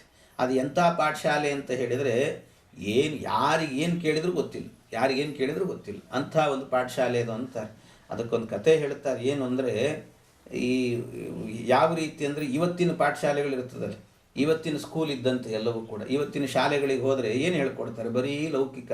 ಒಂದು ಪಿರಿಡು ಕೂಡ ಅದರಲ್ಲಿ ಅಧ್ಯಾತ್ಮವನ್ನು ಹೇಳ್ಕೊಡೋದಿಲ್ಲಂತೆ. ಒಂದು ಅರ್ಧ ಗಂಟೆ ಪಿರಿಡ್ ಆದರೂ ಇಡಬಾರ್ದ, ಅಧ್ಯಾತ್ಮವೇ ಇಲ್ಲ. ಯಾವಾಗ ನೋಡಲಿ ಬರೀ ಲೌಕಿಕವೇ ಹೇಳ್ಕೊಡ್ತಾ ಇರ್ತಾರೆ. ಅಂಥದ್ದು ಯಾವುದೋ ಒಂದು ಇತ್ತಂತೆ ಇದೇ ರೀತಿ ಸ್ಕೂಲ್. ಇಂಥ ಒಂದು ಷಂಡಾಮರ್ಕರ ಗುರುಕುಲ ಅಂದರೆ ಹೇಗಿರ್ತದೆ ಅನ್ನೋದಕ್ಕೆ ಒಂದು ಸ್ಕೂಲ್ ಇತ್ತಂತೆ. ಆ ಸ್ಕೂಲಲ್ಲಿ ಮೇಷ್ಟ್ರಿದ್ರು, ಎಲ್ಲ ಇದ್ರು ಪಾಪ. ಅಲ್ಲಿ ಈ ಯಾರೋ ಒಬ್ಬ ಇನ್ಸ್ಪೆಕ್ಷನಿಗೆ ಹೋಗಬೇಕಾಯ್ತು. ಎಲ್ಲರೂ ದೊಡ್ಡ ಶಿಖಾಮಣಿಗಳೇ, ಅಲ್ಲಿ ಪಾಠ ಮಾಡೋರು ದೊಡ್ಡ ಶಿಖಾಮಣಿಗಳು. ಇನ್ಸ್ಪೆಕ್ಷನಿಗೆ ಹೋಗ್ಬೇಕಂತ ಇನ್ಸ್ಪೆಕ್ಟರ್ ಇದ್ನಲ್ಲ ಅವನು ದಡ್ಡ. ಏನು ಮಾಡೋದು, ಎಲ್ಲರೂ ಕೂಡ ಏನು ಅವರಿಗೆ ಅವರ ಕೆಟಗರಿಯಿಂದ ಅವರಿಗೆ ದೊಡ್ಡ ದೊಡ್ಡ ಸ್ಥಾನಗಳು ಸಿಕ್ಬಿಟ್ಟಿರ್ತದೆ ಅವ್ರಿಗೆ. ಅವನು ದಡ್ಡ ಅಂದರೆ ದಡ್ಡ. ಆ ದಡ್ಡ ಏನು ಮಾಡಿದಂತೆ, ಸ್ಕೂಲಿಗೆ ಹೋಗಬೇಕು ಒಂದು ದಿವಸ. ಸ್ಕೂಲಿಗೆ ಹೋದಾಗ ಹುಡುಗರನ್ನೆಲ್ಲ ಪರೀಕ್ಷೆ ಮಾಡಬೇಕು. ಇನ್ಸ್ಪೆಕ್ಷನ್ಗೆ ಹೋದಾಗ ಸರಿಯಾಗಿ ಪಾಠ ಮಾಡ್ತಿದ್ದೆ. ಕ್ವಶನ್ ಕೇಳಬೇಕು, ಕ್ವಶನ್ನೇ ಗೊತ್ತಿಲ್ಲ ಅವನಿಗೆ, ಏನು ಮಾಡಬೇಕು. ಅದಕ್ಕೆ ಯಾರೋ ಒಬ್ಬ ಬ್ರಾಹ್ಮಣ ಸಿಕ್ಕನಂತೆ, ಬುದ್ಧಿವಂತರು ಬ್ರಾಹ್ಮಣರು. ಅವ್ರ ಹತ್ರ ಹೋಗಿ ಕೇಳಿದ್ನಂತೆ, ಇವತ್ತು ಹೋಗ್ತಾ ಇದ್ದೀನಿ ನಮ್ಮ ಸ್ಕೂಲಿಗೆ, ಏನಾದರೂ ಒಂದು ಕ್ವಶನ್ ಕೇಳಬೇಕು, ಕ್ವಶನ್ ಹೇಳ್ಕೊಡ್ರಿ ಅನ್ನಂತೆ. ಸರಿ ಆಯಿತು ಅಂತ ಹೇಳಿ ಅದಕ್ಕೆ ಅವನೊಂದು ಕ್ವಶನ್ ಹೇಳಿದಂತೆ, ಇದು ಶಿವಧನಸ್ಸನ್ನು ಯಾರು ಭಂಗ ಮಾಡಿದರು ಅಂತ ಕೇಳ್ರಿ ಅನ್ನಂತೆ. ಬ್ರಾಹ್ಮಣ ಅವನು ಪುರಾಣದ ಕಥೆ ಹೇಳಿದ. ಶಿವಧನಸ್ಸನ್ನು ಭಂಗ ಮಾಡಿದವ್ರು ಯಾರು ಅಂತ ಕೇಳ್ರಿ, ಅದನ್ನು ಮುರಿದದ್ದು ಯಾರು ಅಂತ ಕೇಳ್ರಿ ಅಂತ. ಅದಕ್ಕೆ ಓ ಹೌದಾ, ಸರಿ ಸರಿ ಕೇಳ್ತೀನಿ ಅಂತ ಹೋಗೇ ಬಿಟ್ಟು. ಉತ್ತರ ತಿಳ್ಕೋಬೇಕು ಬಿಡ್ಬೇಕು. ಅವನು ಉತ್ತರವೇ ತಿಳ್ಕೊಳ್ಳಿಲ್ಲ, ಮೂರ್ಖ, ಹಾಗೆ ಹೋಗಿಬಿಟ್ಟಂತೆ. ಆಯಿತು ಅಂತ ಹೋದ ಕಡೆಯಲ್ಲಿ ಎಲ್ಲ ಕಡೆಯಲ್ಲೂ ಕೂಡ ಒಂದೊಂದು ಕ್ಲಾಸಿಗೆ ಅಟೆಂಡ್ ಆದನಂತೆ. ಕ್ಲಾಸಿಗೆ ಅಟೆಂಡ್ ಆಗಿ ಮಕ್ಕಳನ್ನು ಎಬ್ಬಿಸಿ ನಿಲ್ಲಿಸಿದ, ಯಾರನ್ನೋ ಒಬ್ಬನು ನಿಲ್ಲಿಸಿದ. ಶಿವಧನಸ್ಸನ್ನು ಮುರಿದದ್ದು ಯಾರು ಅಂತ ಕೇಳಿದ್ನಂತೆ. ಅದಕ್ಕೆ ಆ ಕೂಸು ಹೇಳಿತಂತೆ, ಸರ್ ನಾನು ನಿನ್ನೆ ಸ್ಕೂಲಿಗೆ ಬಂದಿರಲಿಲ್ಲ ಸರ್ ಅನ್ನಂತವನು. ನಾನು ನಿನ್ನೆ ಸ್ಕೂಲಿಗೆ ಬಂದಿರಲಿಲ್ಲ, ನನಗೆ ಗೊತ್ತಿಲ್ಲ ಅನ್ನಂತವನು. ಸರಿ ಇವನಿಗೆ ಗೊತ್ತಿಲ್ಲ. ಸರಿ ಇನ್ನೊಂದು ಕ್ಲಾಸಿಗೆ ಹೋದಂತೆ. ಇನ್ನೊಂದು ಕ್ಲಾಸಲ್ಲಿ ಕೇಳಿದ, ಶಿವಧನಸ್ಸನ್ನು ಮುರಿದದ್ದು ಯಾರು ಅಂತ ಕೇಳಿದ. ಸರ್ ನಾನು ಲ್ಯಾಬೇ ತೊಗೊಂಡಿಲ್ಲ ಸರ್ ನಾನು ಅನ್ನಂತ. ಲ್ಯಾಬಿನ ಕಡೆಗೆ ಹೋಗಿಲ್ಲ ನಾನು ಅಂತಂದ. ಈಗ ಏನು ಹೇಳ್ತಾರೆ, ಇವು ಯಾರು ಉತ್ತರ ಹೇಳಬೇಕು? ಕಡೆಗೆ ಏನು ಮಾಡಿದಂತೆ, ಯಾವ ಮಕ್ಕಳು ಉತ್ತರ ಹೇಳಲಿಲ್ಲ. ಟೀಚರ್ಸ್ನೆಲ್ಲ ಕರೆದಂತೆ. ಕರೆದು ಟೀಚರ್ಸ್ನೇ ಕೇಳಿದ, ಯಾರು ಉತ್ತರ ಹೇಳುತ್ತಿಲ್ಲ, ನೀವಾದರೆ ಹೇಳ್ರಿ ಶಿವಧನಸ್ಸನ್ನು ಮುರಿದಿದ್ದು ಯಾರು ಅಂತ ಕೇಳಿದ. ಅವರು ಕೂಡ ಎಲ್ಲರೂ ಮುಖ ನೋಡ್ಕೊಳ್ಳಿಕ್ಕೆ ಶುರು ಮಾಡಿದರು. ಅಯ್ಯೋ ಇದನ್ನು ಪ್ರಿನ್ಸಿಪಲಿಗೆ ಹೇಳ್ತೀನಿ ನಾನು ಅಂತ ಪ್ರಿನ್ಸಿಪಲ್ ಹತ್ರ ಹೋದಂತೆ. ಪ್ರಿನ್ಸಿಪಲ್ ಹತ್ರ ಹೋಗಿ ಹೇಳಿದ, ಶಿವಧನಸ್ಸು ಮುರಿದಿದ್ದು ಯಾರು ಅಂತ ಕೇಳಿದರೆ, ಸರ್ ನನಗೆ ಗೊತ್ತೇ ಇಲ್ಲ ಸರ್, ದಿನನಿತ್ಯವೂ ಕೂಡ ನಾನು ಶಾಲೆಗೆ ಬರೋದು, ನಾನಾಯಿತು ನನ್ನ ಚೇಂಬರ್ ಆಯಿತು, ಇದನ್ನು ಬಿಟ್ಟು ಎಲ್ಲೂ ಹೋಗೇ ಇಲ್ಲ, ನಾನು ಗೊತ್ತಿಲ್ಲ. ಆದರೆ ನೀವೆಷ್ಟು ಕೇಳಿದ್ದೀರಿ, ಆದ್ದರಿಂದ ಬೇಕಾದ್ರೆ ಅದನ್ನು ಸರ್ಚ್ ಮಾಡಿಸ್ತೀನಂತೆ. ಮಾಡಿಸಿ ಯಾರದನ್ನು ಮುರಿದಿದ್ದಾರೋ ಅಂತ ಹುಡುಕಿಸಿ ಬೇಕಾದರೆ ಅದನ್ನು ಕಡೆಗೇನು ಮಾಡ್ತೀನಿ, ಎಲ್ಲ ಹುಡುಗರ ಮೇಲೂ ಕೂಡ ಅದಕ್ಕೆ ಫೈನ್ ಕಟ್ಟಬೇಕು ಅಂತ ಹೇಳಿ ಫೈನ್ ಕಟ್ಟಿಸಿ ಹೊಸ ಶಿವಧನಸ್ಸೇ ತಂದುಬಿಡ್ತೀನಿ ಅನ್ನಂತ ಈ ಮಾತು ಹೇಳಿದ್ನಂತೆ. ಅಂದರೆ ಶಿವಧನಸ್ಸು ಅಂದರೆ ಏನು ಅಂತ ಗೊತ್ತಿಲ್ಲ, ಏನು ಕತೆ ಏನೂ ಇಲ್ಲ. ಇನ್ನು ಅವನು ಮತ್ತೆ ಹೇಳಿದಂತೆ, ಇದನ್ನು ಕಂಪ್ಲೇಂಟ್ ಬೇರೆ ಮಾಡ್ತೀನಿ ಅನ್ನಂತೆ, ಪೊಲೀಸ್ ಕಂಪ್ಲೇಂಟ್ ಮಾಡ್ತೀನಿ ಅಂದ. ಆ ಕಂಪ್ಲೇಂಟ್ ತಗೊಳ್ಳುವಂಥ ಪೊಲೀಸು ಎಂಥವನು ಶಿವಧನಸ್ಸು ಮುರಿದಿದೆ ಯಾರು ಗೊತ್ತಿಲ್ಲ ಅಂದರೆ ನಾವು ಹುಡುಕೊಡ್ತೀವಿ ಅನ್ನಂತ. ಅವನು ಬೇರೆ ಎಲ್ಲರೂ ಮೂರ್ಖರೇ ಸೇರಿದ್ದಾರೆ ಅಂತ ಅರ್ಥ. ಇಂಥದ್ದು ಷಂಡಾಮರ್ಕರ ಗುರುಕುಲ ಅಂದರೆ ಹೀಗೆ ಎಲ್ಲರೂ ಹೇಳಿದ್ರಂತೆ. ಇವನು ಫೈನು ಹಾಕಿಬಿಟ್ನಂತೆ, ಎಲ್ರಿಗೂ ಕೂಡ ಫೈನ್ ಹಾಕಿದ್ರು. ಎಲ್ಲ 50-50 ರೂಪಾಯಿ ಕೊಡಬೇಕು ಅಂತ. ಯಾರು ಹುಡುಗರೆಲ್ಲ ಮನೆಗೆ ಹೋದರು, ಎಲ್ಲ ಫೈನ್ ತಂದು ಕೊಟ್ರಂತೆ 50-50 ರೂಪಾಯಿ. ಯಾರು ಮುರಿದಿದ್ದಾರೋ ಏನೋ ಅಂತ ಬೈಕೊಂಡೇ ತಂದ್ರಂತೆ ಎಲ್ಲರೂ. ತಂದಾಗ ಯಾರ್ದೋ ಒಂದು ಮನೆಯಲ್ಲಿ ಆಗಬೇಕಾದ್ರೆ ಅವನು 50 ರೂಪಾಯಿ ಕೊಡುವಂತ ಅಪ್ಪನ ಹತ್ರ ಕೇಳ್ತಾ ಇದ್ರೆ ಕೊಡ್ತಾ ಇಲ್ಲ ಅವನು ಅಪ್ಪ. ಯಾಕೆ ಅಂದ್ರೆ ಅವನ ಹತ್ರ ದುಡ್ಡಿಲ್ಲ, ಪಾಪ ದುಡ್ಡಿಲ್ಲ. ಅದಕ್ಕೆ ಹಠ ಮಾಡ್ತಾ ಇತ್ತು, ನೀನು ಕೊಡಲಿಲ್ಲ ಅಂದ್ರೆ ನನ್ನ ಶಾಲೆಗೆ ಸೇರಿಸಲ್ಲ, ಹಾಗೆ ಹೀಗೆ ಅಂತ ಹಠ ಮಾಡ್ತಿತ್ತು. ಕಡೆಗೆ ಆ ಮನೆಯಲ್ಲಿ ಒಂದು ಅಜ್ಜಿ ಇತ್ತಂತೆ, ಮುದುಕಿ, ಪಾಪ ವಯಸ್ಸಾದ ಮುದುಕಿ ಇತ್ತು. ಆ ಮುದುಕಿ ಅಲ್ಲೇ ಕೂತ್ಕೊಂಡಿತ್ತಂತೆ. ಕೂತಾಗ ಇದು ಹಠ ಮಾಡ್ತಾ ಇತ್ತು, 50 ಕೊಡು 50 ಕೊಡು. ಕಡೆ ಕೇಳಿ, ಯಾಕೆ ಬೇಕು ನಿನಗೆ 50 ರೂಪಾಯಿ ಅಂತ ಆ ಮುದುಕಿ ಕೇಳಿತ್ತಂತೆ, ವಯಸ್ಸಾದ. ಕೇಳಿದಾಗ, ಇಲ್ಲ ಯಾರೋ ಏನೋ ಶಿವಧನಸ್ಸನ್ನು ಮುರಿದಿದ್ದಾರಂತೆ, ಅದಕ್ಕೆ ಎಲ್ರಿಗೂ ಫೈನ್ ಹಾಕಿದ್ದಾರೆ, ಅದಕ್ಕೆ ತಗೊಂಡು ಹೋಗಬೇಕು ಅಂತ. ಅದಕ್ಕೆ ಆ ಅಜ್ಜಿ ಹೇಳಿದ್ದಂತೆ, ಅಯ್ಯೋ ಮಾರಾಯ, ಶಿವಧನಸ್ಸನ್ನು ಮುರಿದಿದ್ದು ಆ ರಾಮಚಂದ್ರ, ಸೀತಾ ಕಲ್ಯಾಣದಲ್ಲಿ ರಾಮಚಂದ್ರ ಮುರಿದಿದ್ದಾನೆ, ಅದಕ್ಕೆ ನೀವ್ಯಾಕೋ ಫೈನ್ ಕೊಡ್ತೀರಿ ಅಂತಂದಂತವಳು. ಇಷ್ಟು ಹೇಳುವಾಗ ಅವನಿಗೆ ಅರ್ಥ, ಎಲ್ಲ ಹೌದಾ ರಾಮ ಮುರಿದಿದ್ದ ಅಂತ ಅನ್ಕೊಂಡು ಅವನೇನು ಮಾಡಿದ, ಓಡ್ ಹೋಗಿ ಅವನು ಪ್ರಿನ್ಸಿಪಲ್ಗೆ ಹೇಳಿದ್ನಂತೆ, ಸರ್ ನನಗೆ ಶಿವಧನಸ್ಸು ಮುರಿದಿದ್ದು ಯಾರು ಅಂತ ಗೊತ್ತಾಯಿತು ಅಂತ. ಅದಕ್ಕೆ ಯಾರು ಅಂತ ಕೇಳಿದ, ರಾಮಚಂದ್ರ ಮುರಿದಿದ್ದಂತೆ ನೋಡ್ರಿ. ಅದಕ್ಕೆಲ್ಲೋ ರಾಮಚಂದ್ರ ಅಂತ ಅಷ್ಟೇ ಹೇಳ್ತಿದ್ದಿ, ಇನ್ಷಲ್ ಹೇಳು ಅಂತ ಕೇಳಿದ್ನಂತ. ಯಾರು ಗೊತ್ತಾಗೋದಿಲ್ಲ, ಇಷ್ಟು ಹೇಳಿದ್ರು ಇಂಥ ಮೂರ್ಖರು. ಕಡೆ ಈ ರೀತಿ ಹೇಳಿದ್ನ. ಅದಕ್ಕೆ ಇವನು ಕಡೆಗೆ ಇವನಂತೂ ರಾಮಚಂದ್ರ ಅಂತ ಹೇಳಿದ್ರಿಂದ ಪ್ರಿನ್ಸಿಪಲ್ ಅಲ್ಲಿಗೆ ಬಿಟ್ಟ. ಅಷ್ಟಕ್ಕೆ ಯಾರೋ ರಾಮಚಂದ್ರ ಅಂತ ಗೊತ್ತಾಯಿತು ಅಂತ. ಹೀಗಿರ್ತದೆ ಚಂಡಾಮರ್ಕರ ಗುರುಕುಲ ಅಂದರೆ ಅಧ್ಯಾತ್ಮದ ಪಾಠ ಇಲ್ಲ, ಏನೂ ಇಲ್ಲ, ಇಂಥ ಅನರ್ಥವಾದ ಗುರುಕುಲ ಇರ್ತದಂತೆ. ಆದ್ದರಿಂದ ಹಾಗಾಗಬಾರದು. ಅಧ್ಯಾತ್ಮ ಒಂದು ಪಿರಿಯಡ್ ಇರಬೇಕಂತೆ, ದೇವರ ಬಗ್ಗೆ ಕೇಳಬೇಕು ನಿತ್ಯವೂ ಕೂಡ. ಹಾಗೆ ಸಂಸ್ಕಾರವಂತ ಮಕ್ಕಳಾಗ್ತಾರೆ ಅಂತ ಹೇಳ್ತಾರೆ. ಹಾಗೆ ಈ ರೀತಿಯಲ್ಲಿ ಅವನನ್ನು ಪ್ರಹ್ಲಾದನನ್ನು ಗುರುಕುಲಕ್ಕೆ ಬಿಟ್ಟರು. ಆದರೆ ಪ್ರಹ್ಲಾದರಾಜರು ಗುರುಕುಲದಲ್ಲಿ ಓದಿದರು. 15 ದಿವಸ ಆಯ್ತಂತೆ. ಆದಮೇಲೆ ಮನೆಗೆ ಕರೆಸಿದ. ಸಿಂಹಾಸನದಲ್ಲಿ ಕೂತಿದ್ದ. ಸಿಂಹಾಸನದಲ್ಲಿ ಕೂತುಕೊಂಡು ಕರೆಸಿದ್ನಂತೆ ಮನೆಗೆ. ಕರೆಸಿ ಮಗನನ್ನು ಕೇಳಿದ್ನಂತೆ, ಮಗು ಇಷ್ಟು ದಿವಸ ಅಧ್ಯಯನ ಮಾಡಿದ್ದೀಯಲ್ಲ, ಏನು ನಿನ್ನ ಮನಸ್ಸಿಗೆ ಹಿಡಿಸಿದ ಪಾಠ ಯಾವುದು ಅಂತ ಕೇಳಿದ್ನಂತೆ. ಅದಕ್ಕೆ ಅವನು ಹೇಳಿದ್ನಂತೆ, ಹಿತ್ವಾತ್ಮ ಪಾತಂ ಗೃಹಮಂದ ಕೂಪಂ ವನಂ ಗತೋ ಯದ್ಧರಿಮಾಶ್ರಯೇತ. ಪ್ರಹ್ಲಾದರಾಜರು ಹೇಳ್ತಾರೆ, ಅಪ್ಪ ನನಗೆ ಇಲ್ಲಿ ತನಕಲ್ಲೂ ಕೂಡ ಹಿಡಿಸಿದ ಪಾಠ ಏನು ಅಂತ ಹೇಳಿದರೆ ಒಂದೇ ಒಂದು ಪಾಠ, ಬೇರೆ ಏನಲ್ಲ, ನಿನ್ನ ಮನೆ ಬಿಟ್ಟು ಕಾಡಿಗೆ ಹೋಗಿ ಹರಿಹರಿ ಅಂತ ಹರಿನಾಮ ಸ್ಮರಣೆ ಮಾಡಬೇಕು ಅನ್ನಂತೆ. ಅವನು ಕೇಳ್ತಾನೆ, ಏನೋ ಮಾತಾಡ್ತಿದ್ದಿ ನೀನು, ನನ್ನ ಮನೆಯಲ್ಲಿ ಏನು ಕಮ್ಮಿ ಆಗಿದೆಯೋ ಹರಿನಾಮ ಸ್ಮರಣೆ ಮಾಡಿಕೊಂಡು ಕಾಡಿಗೆ ಹೋಗ್ತೀನಿ ಅಂತೀಯಲ್ಲ, ಏನು ಕಮ್ಮಿ ಆಗಿದೆ? ಪ್ರಹ್ಲಾದರಾಜರು ಹೇಳ್ತಾರೆ, ಅಪ್ಪ ನಿನ್ನ ಮನೆಯಲ್ಲಿ ಎಲ್ಲ ಇದೆ, ಎಲ್ಲ ಇದ್ದರೂ ಕೂಡ ಹರಿನಾಮದ ವಾತಾವರಣ ಇಲ್ಲ. ಆದ್ದರಿಂದ ಎಲ್ಲ ಇದ್ದು ಹರಿನಾಮದ ವಾತಾವರಣ ಇಲ್ಲ ಅಂತ ಆದರೆ ಅದು ಮನೆ ಅಲ್ಲ, ಅದು ಸ್ಮಶಾನ ಅಂತ ಹೇಳಿದರು ಪ್ರಹ್ಲಾದರಾಜರು. ಆದ್ದರಿಂದ ಈ ಮನೆಯಲ್ಲಿ ನನಗೆ ಇರಲಿಕ್ಕೆ ಇಷ್ಟ ಇಲ್ಲ ಅಂತಾರೆ. ಆಗ ಅವನಿಗೆ ಹೆದರಿಕೆ ಆಯಿತು, ಯಾರಿದು ಹರಿ ಹರಿ ಅಂತಿದ್ದಾನಲ್ಲ ಇವನು, ಯಾವಾಗಲೂ ಕೂಡ ಯಾರೋ ವೈಷ್ಣವರು ಬಂದು ನನ್ನ ಮಗನ ತಲೆ ಕೆಡಿಸಿದ್ದಾರೆ ಅಂತ ಅಂದ್ಕೊಂಡ. ಆಗ ಎಲ್ಲ ಕಡೆಯಲ್ಲೂ ಕೂಡ ಅನೌನ್ಸ್ ಮಾಡಿದಂತೆ, ಯಾರು ಬರ್ತಿದ್ದಾರೆ ನೋಡ್ಕೊಳ್ರಿ, ನನ್ನ ಮಗನ ಹತ್ರಕ್ಕೆ ಯಾರೋ ಬರ್ತಿದ್ದಾರೆ ಮೋಸದಿಂದ, ಅವ್ರನ್ನ ತಡೀರಿ ಅಂತ ಹೇಳಿದ. ಚಂಡಾಮರ್ಕರನ್ನು ಕರೆದು ಹೇಳಿದನಂತೆ. ಎಲ್ಲ ಹೇಳಿದ ಮೇಲೆ ಮತ್ತೆ ಆಯಿತು ಅಂತ ಹೋದರು. ಪ್ರಹ್ಲಾದರಾಜರು ಮತ್ತೊಂದಷ್ಟು ದಿವಸ ಮುಗಿತ್ತು. ಮುಗಿದ ಮೇಲೆ ಮತ್ತೆ ಅವರನ್ನು ಮತ್ತೆ ಕರೆಸಿದಂತೆ ಮನೆಗೆ. ಈ ಸರ್ತಿ ಸಭೆಯಲ್ಲಿ ಕರೀಲಿಲ್ಲ, ಏಕಾಂತದಲ್ಲಿ ಕರೆದ, ಅವಮಾನ ಆಗ್ತದೆ ಅಂತ. ಏಕಾಂತದಲ್ಲಿ ಕರೆದು ಮತ್ತೆ ಕೇಳಿದ, ಈಗ ನಿನ್ನ ಮನಸ್ಸಿಗೆ ಹಿಡಿಸಿದ ಪಾಠ ಅಂತ ಕೇಳಿದ್ರೆ ಅವನು ಏನೇನೋ ಹೇಳ್ತಾನೆ ಹುಚ್ಚುಚ್ಚಾಗಿ. ಅದಕ್ಕೆ ನಿನ್ನ ಗುರುಗಳು ಏನು ಹೇಳಿಕೊಟ್ಟಿದ್ದಾರೆ ಅದನ್ನು ಹೇಳು ಅಂತ ಕೇಳಿದಂತೆ. ಅದಕ್ಕೆ ಅವ್ರು ಹೇಳಿದ್ರು, ಶ್ರವಣಂ ಕೀರ್ತನಂ ವಿಷ್ಣೋ ಸ್ಮರಣಂ ಪಾದಸೇವನಂ ಅರ್ಚನಂ ವಂದನಂ ದಾಸ್ಯಂ ಸಖ್ಯಮಾತ್ಮ ನಿವೇದನಂ. ಅಪ್ಪ 9 ವಿಧವಾದ ಭಕ್ತಿಯನ್ನು ಮಾಡಬೇಕು ಅಂತ ಕಲ್ತಿದ್ದೇನೆ, 9 ವಿಧವಾದ ಭಕ್ತಿ ಮಾಡಬೇಕು ಅಂತ ಪಾಠ ಹೇಳಿಕೊಟ್ಟಿದ್ದಾರೆ ನನಗೆ ಗುರುಗಳು ಅಂತ. ಇವನೇನು ತಿಳಿದಿದ್ದಾನೆ, ಗುರುಗಳು ಅಂದರೆ ಚಂಡಾಮರ್ಕರು ಅಂತ ಹಿರಣ್ಯಕಶಿಪು ತಿಳಿದಿದ್ದಾನೆ. ಇವರು ಪ್ರಹ್ಲಾದರಾಜರು ಅಂದ್ಕೊಂಡ್ರು ಗುರುಗಳು ಅಂದರೆ ನಾನು ಗರ್ಭದಲ್ಲಿ ಇದ್ದಾಗ ಉಪದೇಶ ಮಾಡಿದ್ದಾರಲ್ಲ ನಾರದರು, ಅವ್ರು ನನ್ನ ಗುರುಗಳು ಅಂತ ಅವ್ರು ತಿಳ್ಕೊಂಡಿದ್ದಾರೆ. ಅವ್ರು ಹೇಳಿಕೊಟ್ಟ ಪಾಠವನ್ನು ಇವ್ರು ಹೇಳಿದ್ರಂತೆ. ಅರ್ಚನಂ ವಂದನಂ ದಾಸ್ಯಂ ಎಂಬುದಾಗಿ 9 ವಿಧವಾದ ಭಕ್ತಿ, ಶ್ರವಣ ಭಕ್ತಿ, ಒಂದೊಂದು ಭಕ್ತಿಗಳು, ಶ್ರವಣ, ಕೀರ್ತನ, ಸ್ಮರಣ, ಪಾದಸೇವನ, ಅರ್ಚನ, ವಂದನ, ದಾಸ್ಯ, ಸಖ್ಯ, ಆತ್ಮನಿವೇದನ ಅಂತ 9 ವಿಧವಾದ ಭಕ್ತಿಯನ್ನು ಮಾಡಬೇಕು ಅಂತ 9 ವಿಧ ಭಕ್ತಿಯ ಉಪದೇಶವನ್ನು ಮಾಡಿದಂತೆ. ಇಷ್ಟು ಹೇಳುವಾಗ ತಡಿಲಿಕ್ಕಾಗಲಿಲ್ಲ. ಆಗ ಆ ಚಂಡಾಮರ್ಕರನ್ನು ಕರೆದು ಕೇಳಿದ, ಯಾರು ಹೇಳಿಕೊಡ್ತಿದ್ದಾರೆ ಇವನಿಗೆ ಇದೆಲ್ಲ ಪಾಠವನ್ನು, ಇವನು ಎಲ್ಲಿಂದ ಕಲಿತಾ ಇದ್ದಾನೆ ಏನು ಅಂತ ಕೇಳಿದರೆ ಅವ್ರು ಹೇಳ್ತಾರೆ, ನ ಮತ್ಪ್ರಣೀತಂ ನ ಪರಪ್ರಣೀತಂ ಸುತೋ ವದತ್ತೇ ಶತವೇಂದ್ರ ಶತ್ರು. ನಾವು ಹೇಳಿಕೊಡ್ಲಿಲ್ಲ, ಯಾರೂ ಬಂದು ಹೇಳಿಕೊಟ್ಟೂ ಇಲ್ಲ ಅವನಿಗೆ, ಅದು ಏನು ಅಂತ ಗೊತ್ತಿಲ್ಲ.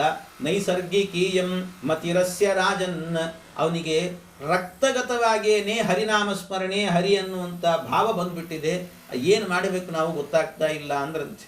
ಈ ಮಾತು ಹೇಳಬೇಕಾದ್ರೆ ಅವಾಗ ಯಾಕೆ ಹೀಗಾಗ್ತಿದೆ ಅಂತ, ಇಂಥ ಮಗ ನನಗೆ ಬೇಡ ಅಂತ ಹೇಳಿ ಇವನನ್ನು ಕೊಂದು ಹಾಕ್ರಿ ಅಂತ ಹೇಳಿದಂತೆ. ಕೊಂದು ಹಾಕಿ ಅಂದಾಗ ಅವನನ್ನು ಕೊಲ್ಲೋದಕ್ಕೆ ಭಾಳ ಸರ್ತಿ ಪ್ರಯತ್ನ ಮಾಡಿದ್ರಂತೆ, ಅನೇಕ ಪ್ರಯತ್ನಗಳು. ಅನೇಕ ಪ್ರಯತ್ನಗಳನ್ನು ಮಾಡಿದಾಗ ಆ ಸಂದರ್ಭದಲ್ಲಿ ಬೇರೆ ಬೇರೆ ಪ್ರಯತ್ನಗಳು. ಇವನನ್ನು ಮೊದಲಿಗೆ ಹಾವಿಂದ ಕಚ್ಚಿಸಿದರು, ಭೂತದಿಂದ ಶೂಲ ಹಾಕಿಸಿದರು, ಏನು ಮಾಡಿದರೂ ಕೂಡ ಅದೆಲ್ಲವೂ ಕೂಡ ಹೂವಿನ ಮಳೆ ಆಗ್ತಿತ್ತಂತೆ ಪ್ರಹ್ಲಾದರಾಜರಿಗೆ. ಏನೂ ಆಗಲಿಲ್ಲ.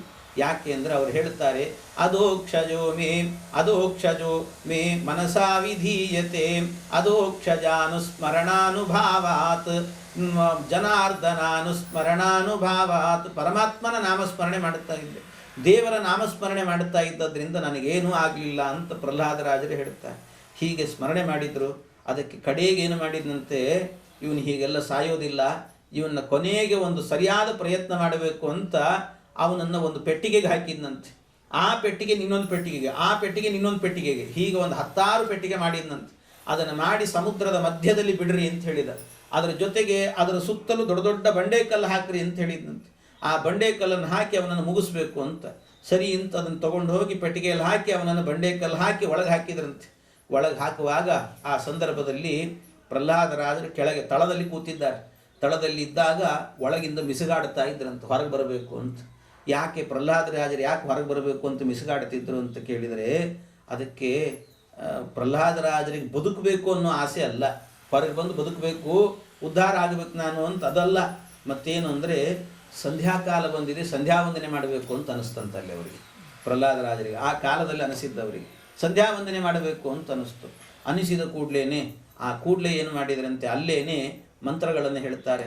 ನಮೋ ಬ್ರಹ್ಮಣ್ಯ ದೇವಾಯ ಗೋಬ್ರಾಹ್ಮಣ ಹಿತಾಯ ಚ ಜಗದ್ಹಿತಾಯ ಕೃಷ್ಣಾಯ ಗೋವಿಂದಾಯ ನಮೋ ನಮಃ ಯಾಂ ಸದಾ ಸರ್ವಭೂತಾನಿ ಸ್ಥಾವರಾಣಿ ಚರಾಣಿ ಚ ಸಾಯಂ ಪ್ರಾತರ್ನಮಸ್ಯಂತಿ ಸಾಮಾ ಸಂಧ್ಯಾಭಿರಕ್ಷತು.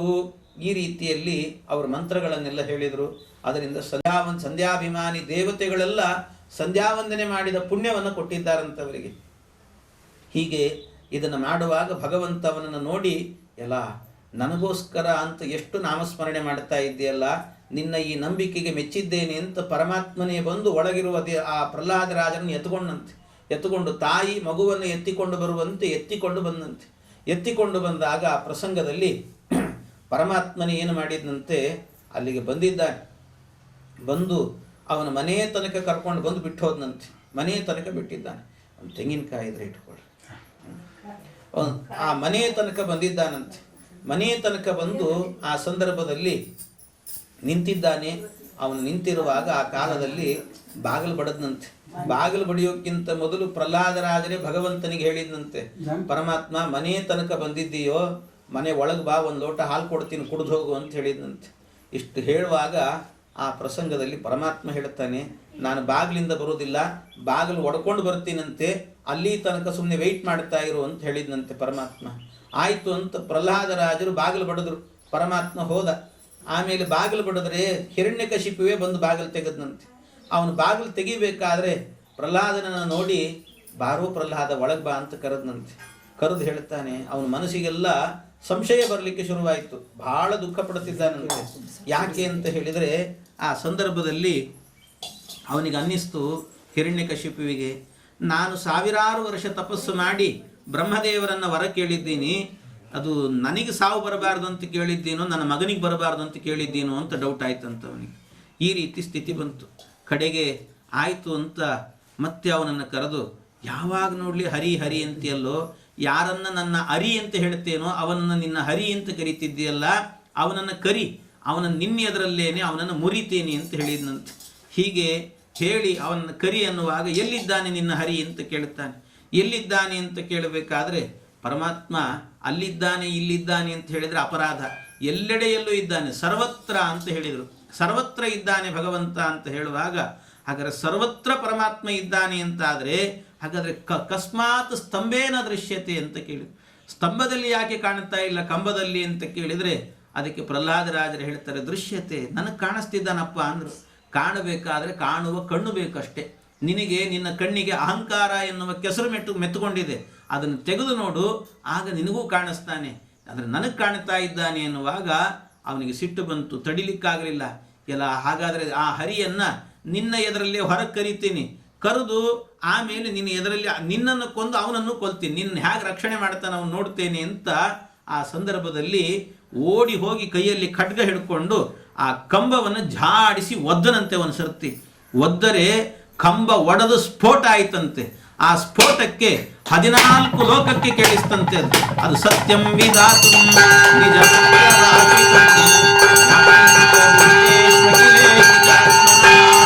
ಅದೃಶ್ಯತಾತ್ಯದ್ಭುತ ರೂಪ ಲಕ್ಷ್ಮೀ ನರಸಿಂಹ ಗೋವಿಂದ ಗೋವಿಂದ. ಹೀಗೆ ಆ ನರಸಿಂಹದೇವರ ಆ ಕಂಬದ ಸ್ಫೋಟ ಆಯಿತು. ಆ ಸ್ಫೋಟ ಆಗಲಿಕ್ಕೆ ಪುರುಸೊತ್ತಿಲ್ಲ, 14 ಲೋಕಕ್ಕೆ ಸ್ಫೋಟ ಕೇಳಿಸಿತ್ತು.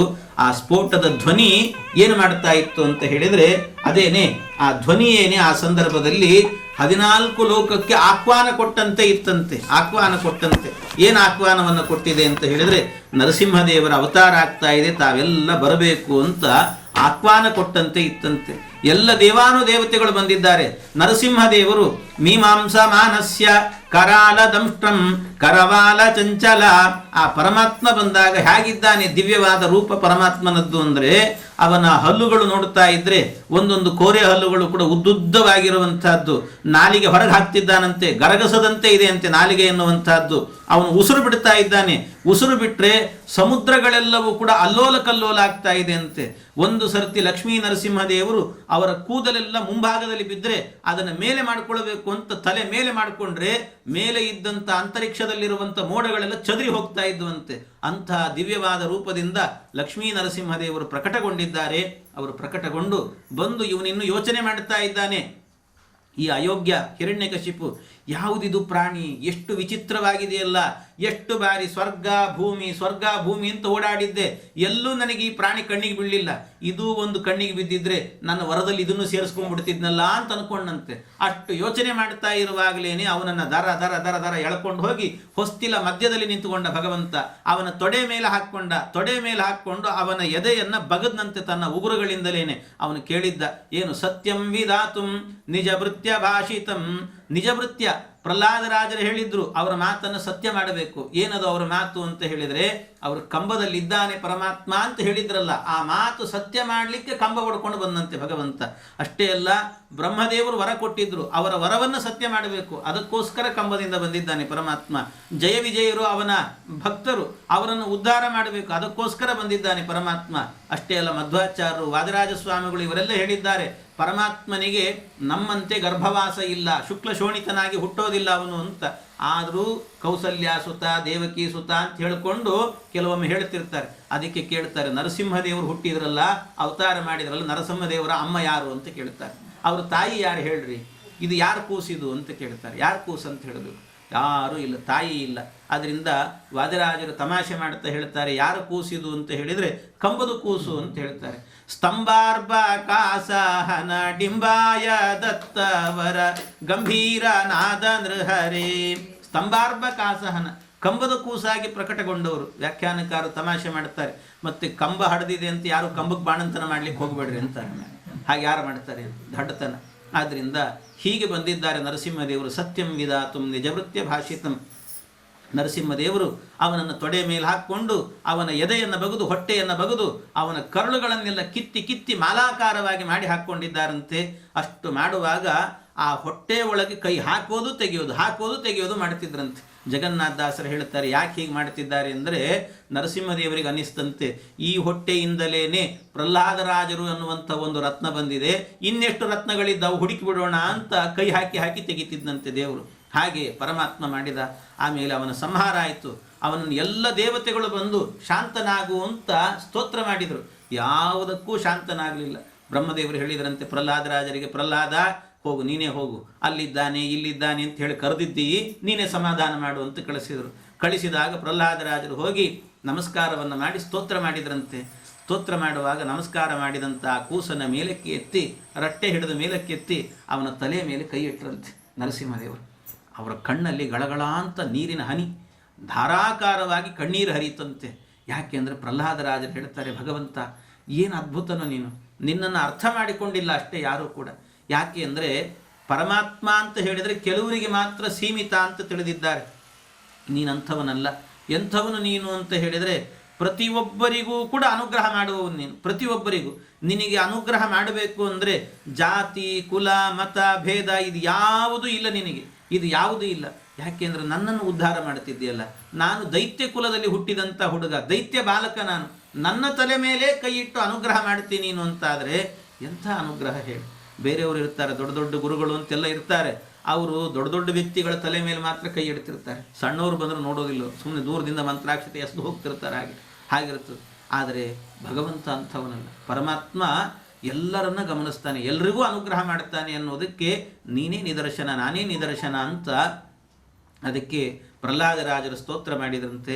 ಸ್ತೋತ್ರ ಮಾಡುವಾಗ ಭಗವಂತ ಕೇಳ್ತಾನೆ, ಪ್ರಹ್ಲಾದ ಇಷ್ಟೆಲ್ಲ ನನ್ನನ್ನು ಆರಾಧನೆ ಮಾಡಿದ್ದಿ, ನನ್ನ ಬಗ್ಗೆ ನಂಬಿಕೆ ಇಟ್ಟುಕೊಂಡಿದ್ದಿ, ಏನಾದರೂ ವರ ಕೇಳು ಕೊಡ್ತೀನಿ ಅಂದ್ರಂತೆ. ಆಗ ಪ್ರಹ್ಲಾದರಾಜರು ಹೇಳ್ತಾರೆ, ಭಗವಂತ ನಿನ್ನ ಆರಾಧನೆ ನಿನ್ನ ಸ್ಮರಣೆ ಮಾಡಿದ್ದು ನಿನ್ನಲ್ಲಿ ವರ ಕೇಳಲಿಕ್ಕಲ್ಲ ನಾನು ಅಂದರು. ಯಾಕೆಂದರೆ ನಾನು ವ್ಯಾಪಾರ ಮಾಡ್ತಾ ಇಲ್ಲ ನಿನ್ನ ಜೊತೆಗೆ, ನಾನು ಭಕ್ತಿ ಮಾಡಿದ್ದು ನೀನು ವರ ಕೊಡಬೇಕು ಅನ್ನೋದಕ್ಕೋಸ್ಕರ ಅಲ್ಲ, ನಿನಗೋಸ್ಕರ ಅಷ್ಟೇ, ಅದು ನಿನ್ನನ್ನು ಪಡಿಬೇಕು ಅನ್ನೋದಕ್ಕೋಸ್ಕರ ಅಷ್ಟೇ ಅಂತ ಹೇಳಿದರು. ಸರಿ, ಹಾಗಾದರೆ ಏನಾದರೂ ಕೇಳು ಕೊಡ್ತೀನಿ ಅಂತ ಹೇಳ್ತಾರೆ. ಮತ್ತೆ ಏನಾದರೂ ಕೊಡು ಅಂದರೆ ಪ್ರಹ್ಲಾದರಾಜರು ಹೇಳಿದರು, ಏನಾದರೂ ಕೊಡು ಅಂತ ಕೇಳುವ ಭಾವನೆ ನನಗೆ ಬರಬಾರ್ದು, ಅಂಥ ವರ ಕೊಡು ಅಂತ ಕೇಳಿದ್ರಂತೆ. ಎಂಥ ಮಾತು! ಆ ರೀತಿ ವರ ಕೇಳಿದರು.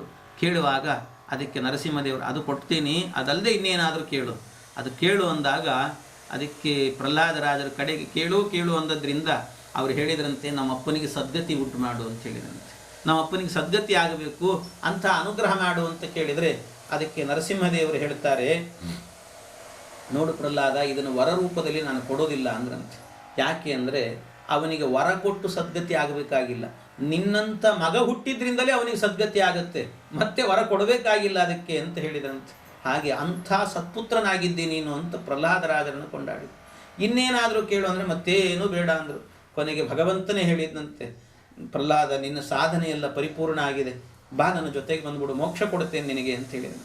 ಮೋಕ್ಷ ಕೊಡ್ತೇನೆ ಅಂದರೆ ಪ್ರಹ್ಲಾದರಾಜರು ಹೇಳ್ತಾರೆ, ಭಗವಂತ ಆ ಮೋಕ್ಷಕ್ಕೆ ಬರೋದಾದರೆ ಒಂದು ಕಂಡೀಷನ್ನು, ಏನದು ಅಂತ ಹೇಳಿದರೆ, ನನ್ನ ಜೊತೆಗೆ ನನ್ನ ಸ್ನೇಹಿತರು ದೈತ್ಯ ಬಾಲಕರೆಲ್ಲ ಇದ್ದಾರೆ, ಅವರೆಲ್ಲರನ್ನೂ ಕರ್ಕೊಂಡು ಬರ್ತೀನಿ, ಅವರೆಲ್ರಿಗೂ ಮೋಕ್ಷ ಕೊಡ್ತೀನಿ ಅಂದರೆ ನಾನು ಬರ್ತೀನಿ ಅಂದ್ರಂತೆ. ಭಗವಂತ ಹೇಳ್ತಾನೆ, ಇನ್ನೂ ಅವ್ರದ್ದೆಲ್ಲ ಸಾಧನೆ ಆಗಿಲ್ವೋ, ಅವರಿಗೆ ನಿನ್ನ ಸಾಧನೆ ಆಗಿದೆ, ನಿನ್ನನ್ನು ಕರ್ಕೊಂಡು ಹೋಗ್ತೀನಿ, ಬೇಕಾದರೆ ಅವರನ್ನು ಕರ್ಕೊಂಡು ಹೋಗ್ಲಿಕ್ಕೆ ಆಗಲ್ಲ, ಆದ್ದರಿಂದ ಅವರು ಸಾಧನೆ ಆದಮೇಲೆ ಬೇಕಾದ್ರೆ ಕರ್ಕೊಂಡು ಹೋಗ್ತೀನಂತೆ, ಈಗ ಬೇಡ, ನೀನು ಒಬ್ಬನೇ ಬಾ ಅಂತ ಹೇಳಿದ್ರಂತೆ. ಪ್ರಹ್ಲಾದರಾಜರು ಹೇಳ್ತಾರೆ, ಭಗವಂತ ಹಾಗಿದ್ರೆ ಆ ಮೋಕ್ಷ ನನಗೂ ಬೇಡ ಅಂದ್ರಂತೆ. ನನಗೂ ಆ ಮೋಕ್ಷ ಬೇಡ, ಮತ್ತು ಏನು ಬೇಕು? ಆ ದೈತ್ಯ ಬಾಲಕರಂದೆಲ್ಲರದ್ದು ಕೂಡ ಸಾಧನೆ ಆಗಿಲ್ಲ ಅಂತ ಹೇಳಿದೆಲ್ಲ, ಅದಕ್ಕೆ ಆ ಎಲ್ಲ ದೈತ್ಯ ಬಾಲಕರ ಸಾಧನೆಯನ್ನು ಮಾಡಿಸ್ತೇನೆ, ನಾನು ಇಲ್ಲೇ ಇರ್ತೀನಿ, ಇಲ್ಲೇ ಇದ್ದು ಅವರೆಲ್ಲರಿಗೂ ಕೂಡ ಈಗಾಗಲೇ ಸ್ವಲ್ಪ ಸ್ವಲ್ಪ ಪಾಠ ಮಾಡಿದ್ದೀನಿ ಅವರಿಗೆ. ಇದಲ್ಲದೆ ಮುಂದೆ ನಾನೇ ವ್ಯಾಸರಾಜರಾಗಿ ತರ್ಕತಾಂಡವ, ಚಂದ್ರಿಕಾ, ನ್ಯಾಯಾಮೃತಾದಿ ಗ್ರಂಥಗಳನ್ನು ಬರೀತೀನಿ, ಮುಂದೆ ರಾಯರಾಗಿ ಸುಧಾದಿ ಗ್ರಂಥಗಳಿಗೆ ಪರಿಮಳ ವ್ಯಾಖ್ಯಾನವನ್ನು ಮಾಡ್ತೀನಿ. ಇದನ್ನೆಲ್ಲ ಮಾಡಿ ಎಲ್ಲ ಭಕ್ತರಿಂದಲೂ ಕೂಡ ಸಾಧನೆಯನ್ನು ಮಾಡಿಸಿ ಅವ್ರನ್ನೆಲ್ಲ ಕರ್ಕೊಂಡು ಮೋಕ್ಷಕ್ಕೆ ಬರ್ತೀನಿ, ಅಲ್ಲಿ ತನಕ ನಾನು ಬರೋದಿಲ್ಲ ಅಂತ ಪ್ರಹ್ಲಾದರಾಜರೇ ರಾಯರಾಗಿ ವೃಂದಾವನದಲ್ಲಿ ಸನ್ನಿಹಿತರಾಗಿ ಕೂತಿದ್ದಾರಂತೆ. ಯಾಕೆ ಅಂದರೆ ನಮಗೋಸ್ಕರವಾಗಿ ಕೂತಿದ್ದಾರೆ. ಎಂಥ ಅನುಗ್ರಹ ನೋಡಿ, ಎಂಥ ಅನುಗ್ರಹ! ಹೀಗೆ ರಾಯರು ಕೂತು ನಮಗೆ ಪರಮಾನುಗ್ರಹವನ್ನು ಮಾಡುತ್ತಿದ್ದಾರೆ. ಇಂಥ ಪ್ರಹ್ಲಾದರಾಜರು ಅವರಿಗೆ ಒಲಿದಿದ್ದಾನಂತೆ ಭಗವಂತ ನರಸಿಂಹನಾಗಿ ಅಂತ ಇಷ್ಟು ಚರಿತ್ರೆಯನ್ನು ಹೇಳಿದ ನಂತರ ಮುಂದೆ ಮನ್ವಂತರಗಳ ಚರಿತ್ರೆಯನ್ನು ಹೇಳುತ್ತಿದ್ದಾರೆ. ಒಂದೊಂದು ಮನ್ವಂತರದಲ್ಲಿ ಏನೇನು ನಡೆದಿದೆ ಅಂತ ಮನ್ವಂತರಗಳ ಚರಿತ್ರೆಯನ್ನು ಹೇಳಿದ್ದಾರೆ. ಆ ಮನ್ವಂತರದಲ್ಲಿ ಮೊದಲಿಗಾಗಬೇಕಾದರೆ ಒಂದು ಮನ್ವಂತರ ತಾಪಸ ಅಂತ ಒಂದು ಮನ್ವಂತರ ಇತ್ತಂತೆ. ಆ ತಾಪಸ ಮನ್ವಂತರದಲ್ಲಾಗಬೇಕಾದ್ರೆ ಒಬ್ಬ ಗಜೇಂದ್ರ, ಆ ಗಜೇಂದ್ರ ಅಂದರೆ ಇಬ್ಬರು ಗಂಧರ್ವರಿದ್ರಂತೆ. ಆ ಗಂಧರ್ವರು ಯಾರು ಅಂದರೆ ಒಬ್ಬನ ಹೆಸರು ಹಾ ಹಾ, ಇನ್ನೊಬ್ಬನ ಹೆಸರು ಹೂ ಹೂ ಅಂತ. ಆ ಹಾ ಹಾ ಹೂ ಹೂ ಎನ್ನುವಂಥ ಗಂಧರ್ವರು ಒಬ್ಬ ದೇವಲ ಎನ್ನುವಂಥ ಋಷಿಗೆ ಹಿಂಸೆ ಕೊಟ್ರಂತೆ. ದೇವಲ ಎನ್ನುವಂಥ ಋಷಿ ಸಂಧ್ಯಾವಂದನೆಗೆ ಹೋಗಿದ್ದಂತೆ ನದಿ ದಡಕ್ಕೆ. ಅವನು ನದಿ ದಡಕ್ಕೆ ನೀರಿನ ಹತ್ತಿರಕ್ಕೆ ಹೋದರೆ ಒಬ್ಬ ಮೊಸಳೆ ವೇಷದಿಂದ ಹೆದರಿಸ್ತಿದ್ದ, ಮೇಲೆ ಬಂದರೆ ಒಬ್ಬ ಆನೆ ವೇಷದಿಂದ ಹೆದರಿಸ್ತಿದ್ದಂತೆ. ಅವರು ದಿವ್ಯ ದೃಷ್ಟಿಯಿಂದ ನೋಡಿದರು, ಇವರು ಗಂಧರ್ವರು ಅಂತ ಗೊತ್ತಾಯಿತು. ಕೂಡಲೇ ಶಾಪ ಹಾಕಿದ್ರಂತೆ, ನೀವಿಬ್ಬರೂ ಕೂಡ ಯಾವ ವೇಷದಿಂದ ನನ್ನನ್ನು ಹೆದರಿಸಿದ್ದೀರೋ ಅದೇ ನಿಮಗೆ ಬರಲಿ ಅಂತ, ಅದೇ ಜನ್ಮ ಬರಲಿ ಅಂತ ಶಾಪ ಹಾಕಿದರು. ಆ ಜನ್ಮ ಬಂತವರಿಗೆ. ಆದರೆ ಇಬ್ಬರು ಈಗ ಸ್ನೇಹಿತರು, ಆಗ ನೀವಿಬ್ಬರು ಶತ್ರುಗಳಾಗಿರಿ ಅಂತ ಹೇಳಿದ್ರಂತೆ. ಸರಿ ಅಂತ ಆಗ ಅವರೇನೇ ಗಜೇಂದ್ರನಾದ ಒಬ್ಬ ಆನೆಯಾದ. ಆ ಆನೆಯಾಗಿ ಹುಟ್ಟಿದವನು ತ್ರಿಕೂಟ ಅನ್ನುವ ಪರ್ವತದಲ್ಲಿ ವಾಸ ಮಾಡುತ್ತಿದ್ದ. ಆ ತ್ರಿಕೂಟ ಪರ್ವತದಲ್ಲಿ ಚೆನ್ನಾಗಿ ಇದ್ದು ಹೆಣ್ಣಾನೆಗಳ ಜೊತೆಗೆಲ್ಲ ಆಟವನ್ನು ಆಡಿ ಕಡೆಗೆ ಅವನಿಗೆ ನೀರಡಿಕೆ ಆಯಿತಂತೆ. ನೀರಡಿಕೆ ಆಗಿ ನೀರು ಕುಡಿಯಬೇಕು ಅಂತ ಸರೋವರಕ್ಕೆ ಹೋದ. ಆ ಸರೋವರದಲ್ಲಿ ನೀರು ಕುಡಿದ. ಆದರೆ ನೀರು ಕುಡಿದಾದ ನಂತರ ಅವನಿಗೆ ಅಷ್ಟಕ್ಕೆ ತೃಪ್ತಿ ಆಗಲಿಲ್ಲ. ನೀರಲ್ಲಿ ಸ್ನಾನ ಮಾಡಬೇಕು ಅನ್ನಿಸ್ತು. ನೀರಲ್ಲಿ ಸ್ನಾನ ಮಾಡಿ ಮೈ ಮೇಲೆ ಮಣ್ಣು ಹಾಕ್ಕೊಳ್ಬೇಕು. ಆನೆಗಳಿಗೆಲ್ಲ ಒಂದೊಂದು ಆನಂದ, ಒಂದೊಂದಕ್ಕೊಂದೊಂದು ಆನಂದ ಇರುತ್ತೆ ಅಂತ ಹೇಳ್ತಾರೆ. ಹಾಗೆ ಸಂಸ್ಕೃತದಲ್ಲಿ ಶಾಸ್ತ್ರದಲ್ಲೆಲ್ಲ ಹೇಳಿದ್ದಾರೆ, ಸ್ತ್ರೀಯೋ ಭಾರೇಣ ತುಷ್ಯಂತಿ ಗಾವ ಸ್ವಚ್ಛಂದಚಾರತಃ ಕುಂಜರ ಪಾಂಸು ವರ್ಷೇಣ ಅಂತ ಒಬ್ಬೊಬ್ಬರಿಗೆ ಒಂದೊಂದು ಆನಂದವನ್ನು ಕೊಟ್ಟಿದ್ದಾನಂತೆ ಪರಮಾತ್ಮ. ಸ್ತ್ರೀಯೋ ಭಾರೇಣ ತುಷ್ಯಂತಿ, ಹೆಣ್ಣು ಯಾವಾಗ ಆನಂದ ಪಡ್ತಾಳೆ ಅಂತ ಹೇಳಿದರೆ ಅವಳು ಭಾರೇಣ, ಯಾವಾಗ ತಾಯಿತನವನ್ನು ಗರ್ಭಿಣಿ ಆಗ್ತಾಳೋ, ತಾಯಿತನವನ್ನು ಅನುಭವಿಸ್ತಾಳೋ ಆಗ ಆನಂದವನ್ನು ಪಡ್ತಾಳಂತೆ. ಇನ್ನು ಗಾವಹ ಸ್ವಚ್ಛಂದಚಾರತಃ, ಹಸುಗಳಾಗಬೇಕಾದ್ರೆ ಅವುಗಳು ಕಟ್ಟಿ ಹಾಕಿದರೆ ಆನಂದ ಆಗೋದಿಲ್ಲ, ಅವಕ್ಕೆ ಬಿಚ್ಚಬೇಕಂತೆ, ಹಗ್ಗ ಬಿಚ್ಚಬೇಕು, ಅವು ಸ್ವಚ್ಛಂದವಾಗಿ ಓಡಾಡಿಕೊಂಡಿರಬೇಕು, ಅದರಿಂದ ಆನಂದ. ಕುಂಜರ ಪಾಂಸು ವರ್ಷೇಣ, ಆನೆಗಳಿಗೆ ಸ್ನಾನ ಎಲ್ಲ ಆದ ನಂತರ ಮೈ ಮೇಲೆ ಮಣ್ಣು ಹಾಕ್ಕೊಳ್ಬೇಕಂತೆ, ಆವಾಗ ಆನಂದ ಅಂತೆ. ಕೊನೆಗೊಂದು ಹೇಳಿದ್ದಾರೆ, ಏನು ಬ್ರಾಹ್ಮಣಾಹ, ಕೊನೆಗೆ ಅವ್ರನ್ನ ಸೇರಿಸಿದ್ರಂತೆ. ಅವ್ರಿಗೆ ಯಾವುದರಿಂದ ಆನಂದ? ಬ್ರಾಹ್ಮಣ ಪರನಿಂದಯ ಅಂತ ಹೇಳಿದರು. ಇನ್ನೊಬ್ಬರು ನಿಂದನೆ ಮಾಡೋದ್ರಲ್ಲಿ ಅವ್ರಿಗೆ ಆನಂದ ಅಂತೆ. ಅವ್ರು ಹಾಗೆ ಇವ್ರು ಹೀಗೆ ಅಂತ ಹೇಳ್ಕೊಂಡಿರ್ತಾರಲ್ಲ, ಅದರಲ್ಲೇ ಹೊಟ್ಟೆ ತುಂಬ್ತಿರ್ತದೆ ಅವ್ರಿಗೆ. ಹಾಗೆ ಬ್ರಾಹ್ಮಣರು ಅಂತ ಹೀಗೆಲ್ಲ ಒಂದೊಂದು ಹೇಳಿದ್ದಾರೆ. ಅದರಿಂದ ಇದಕ್ಕೆ ನೀರಲ್ಲಿ ಆಟ ಆಡಬೇಕು ಅನ್ನಿಸ್ತು. ನೀರಿಂದ ಮೇಲೆದ್ದು ಬರಬೇಕು ಅಂತ ಬರುವಾಗ ಅದರ ಪಾದವನ್ನು ಮೊಸಳೆ ಹಿಡೀತಂತೆ, ಗಟ್ಟಿಯಾಗಿ ಹಿಡೀತು. ಅದು ಹಿಡಿದಾಗ ಅದು ಒದ್ದಾಡ್ತಾ ಇದೆ ಬಿಡಿಸ್ಕೊಳ್ಳಿಕ್ಕೆ. ಎಷ್ಟು ಪ್ರಯತ್ನ ಮಾಡಿತ್ತು ಆದರೂ ಬಿಡಿಸ್ಕೊಳ್ಳಿಕ್ಕಾಗಲಿಲ್ಲ ಅಂತ. ಏನು ಮಾಡಿದರೂ ಬಿಡಿಸ್ಕೊಳ್ಳಿಕ್ಕಾಗಲಿಲ್ಲ, ಬಹಳ ಒದ್ದಾಡಿತಂತೆ. ಎಷ್ಟು ಒದ್ದಾಡಿದರೂ ಬಿಡಿಸ್ಕೊಳ್ಳಿಕ್ಕಾಗಲಿಲ್ಲ. ಕಡೆಗೆ ನನ್ನ ರಕ್ಷಣೆಗೆ ಯಾರಾದರೂ ಬರ್ತಾರಾ ಅಂತ ಸುತ್ತಮುತ್ತ ನೋಡಿತಂತೆ, ಯಾರು ಹತ್ತಿರಕ್ಕೂ ಬರಲಿಲ್ಲ. ಅದಕ್ಕೆ ಯಾರು ಹತ್ತಿರಕ್ಕೂ ಬರಲಿಲ್ಲ. ಕಡೆಗೆ ತಾನೇ ಕೇಳ್ಕೊಳ್ತಂತೆ, ಅಯ್ಯೋ ಯಾರಾದರೂ ನನ್ನ ರಕ್ಷಣೆಗೆ ಬನ್ನಿ, ಸ್ವಲ್ಪ ಸಹಾಯ ಮಾಡಿ ಅಂತ ಕೇಳ್ಕೊಳುತ್ತೆ. ಒಬ್ಬರು ಹತ್ರಕ್ಕೂ, ಎಲ್ಲಿ ಬಂದರೆ ನಾವು ಸಿಕ್ಕಾಕ್ಕೊಳ್ತೀವೋ ಅಂತ. ಹಾಗೆ ಅಲ್ವ ಎಲ್ಲ ಆಗೋದು ಸಂಸಾರದಲ್ಲಿ. ನಾವು ನಮ್ಮ ಸಂಬಂಧಿಕರು ಅವರು ಇವರು ಅಂತ ನಂಬಿಕೊಂಡಿರ್ತೀವಿ. ನಮಗೆ ಕಷ್ಟ ಅಂತ ಬಂದಾಗ ಅವ್ರನ್ನ ಕರೆಯೋಣ ಅಂದರೆ ಫೋನ್ ಸ್ವಿಚ್ ಆಫ್ ಆಗಿಬಿಡ್ತದೆ. ಅವಾಗ ಸ್ವಿಚ್ ಆಫ್ ಆಗಿಬಿಡ್ತದೆ, ಅದು ಕೇಳಿಸೋದೇ ಇಲ್ಲ, ಹಾಗಾಗಿ ಬಿಡ್ತದೆ. ಆದ್ದರಿಂದ ಯಾವತ್ತೂ ಕೂಡ ಯಾರನ್ನೂ ನಂಬಬೇಡಿ, ದೇವರನ್ನು ನಂಬಿ ಅಂತ ಹೇಳ್ತಾರೆ, ಭಗವಂತನನ್ನು ನಂಬಬೇಕಂತ. ಯಾಕೆಂದರೆ ಇದನ್ನೆಲ್ಲ ನಂಬಿದ್ವಿ ಅಂತಾದರೆ ಇದ್ಯಾವುದು ನಮ್ಮ ಕಷ್ಟ ಕಾಲಕ್ಕೆ ಬರೋದಿಲ್ಲ. ಸಂಸಾರ, ಬಂಧುಗಳು, ಬಾಂಧವರು ನಮ್ಮ ಹತ್ರ ಚೆನ್ನಾಗಿದೆ ಅಂತಾದರೆ ಅವಾಗ ಬರ್ತಿರ್ತಾರಷ್ಟೆ. ಚೆನ್ನಾಗಿ ನಮ್ಮಲ್ಲಿ ಸಂಪತ್ತಿದೆ, ನಮ್ಮಿಂದ ಏನೋ ಆಗ್ತದೆ ಅಂದರೆ ಬರ್ತಾರಷ್ಟೆ, ಇಲ್ಲ ಅಂದರೆ ಯಾರೂ ಬರೋದಿಲ್ಲ. ಉಂಟಾದ ಕಾಲಕ್ಕೆ ನೆಂಟರು ಇಷ್ಟರು ಬಂಟರಾಗಿ ಬಂದು ಬಾಗಿಲ ಕಾಯುವರು. ಉಂಟಾದ ತನ ತಪ್ಪಿ ಬಡತನ ಬಂದರೆ ಒಂಟೆಯಂತೆ ಕತ್ತು ಮೇಲಕ್ಕೆ ಎತ್ತುವರು. ಯಾರು ಹತ್ರಕ್ಕೆ ಬರೋದಿಲ್ಲ. ನಮ್ಮಲ್ಲಿ ಇದೆ ಅಂದರೆ ನಮ್ಮ ಮನೆ ಬಾಗಿಲು ಕಾಯ್ಕೊಂಡಾದರೂ ಕೂಡ ನಿಮ್ಮ ಕೆಲಸ ಮಾಡ್ತೀವಿ ಅಂತ ಹೇಳ್ತಾರೆ.